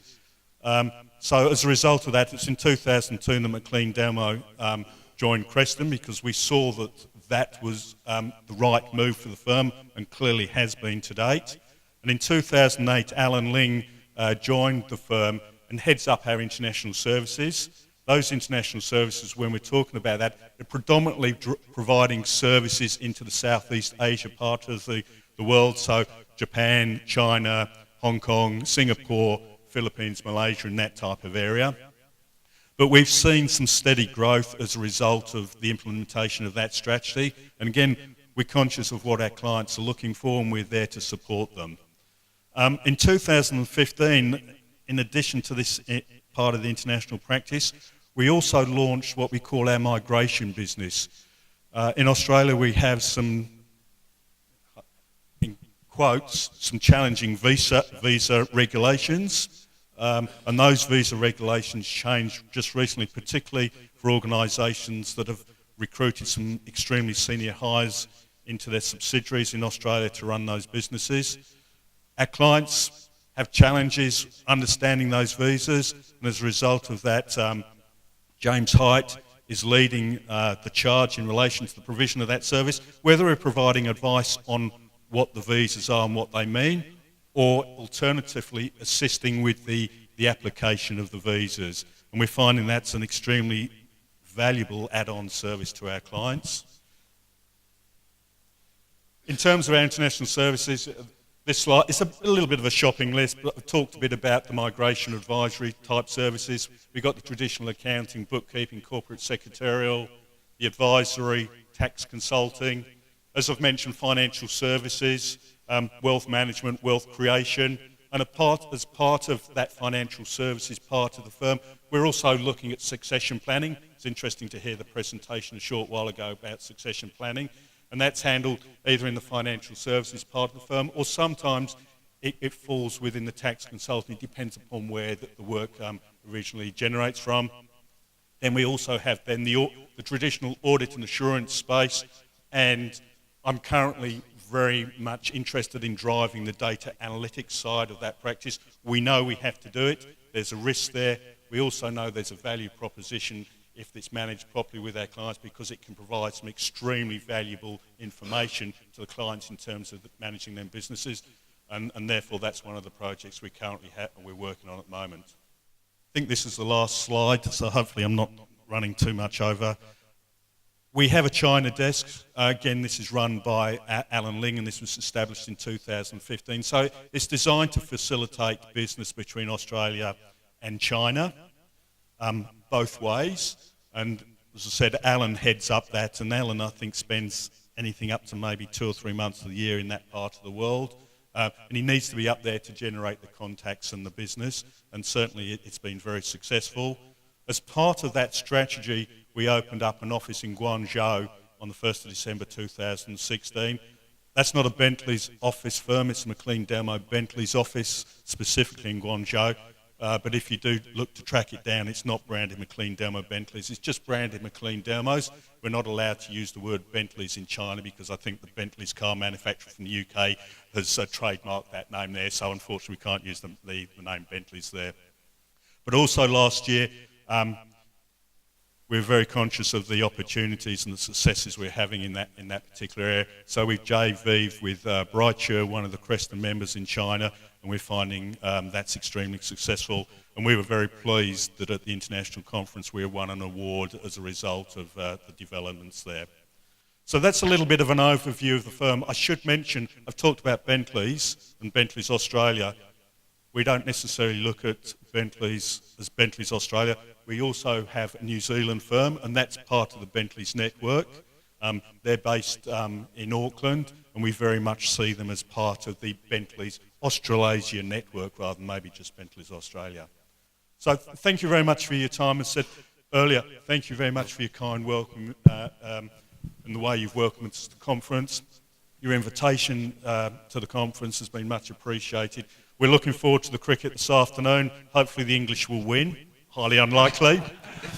But if anybody does have any questions, I'm conscious maybe time, so maybe we can catch up during lunch or during the rest of the conference. Okay. That should be fine. That should be a good idea. Thank you very much, Martin, for this. Thank you very much. So we are about to close the second session of day 2 of this conference, and it's time for all of us to go for lunch now. So we would be having lunch here at the hotel. It'll be a buffet lunch, as usual. And then we assemble at the lobby at 2:30 to go to the cricket ground to play indoor cricket. And what we have done is we have actually divided all the members into 4 teams. That is Team A, Team B, Team C, and Team D. And we have a notice board which is kept outside this hall, which gives the names of all the members who have already been classified into the different teams. So please look out for your names on the notice board and ensure that you are in the right team. And as far as the dress code is concerned, it's actually casual wear. You can wear something, but please ensure that you wear something. And again in the evening, I would request all the members to assemble at the hotel lobby at exactly 5:30, so that we leave for the evening program by a coach. And it takes about an hour and a half drive from here to the venue for the dinner. And as is actually the policy for Creston International, Andrew is looking at me, is that the buses will leave at exactly 5:30, and those who make it before 5:30 are into the bus. Those who come after 5:30 will have to make their own arrangements and come to the venue. So thank you all so much, and I hope all of you will have a nice evening today.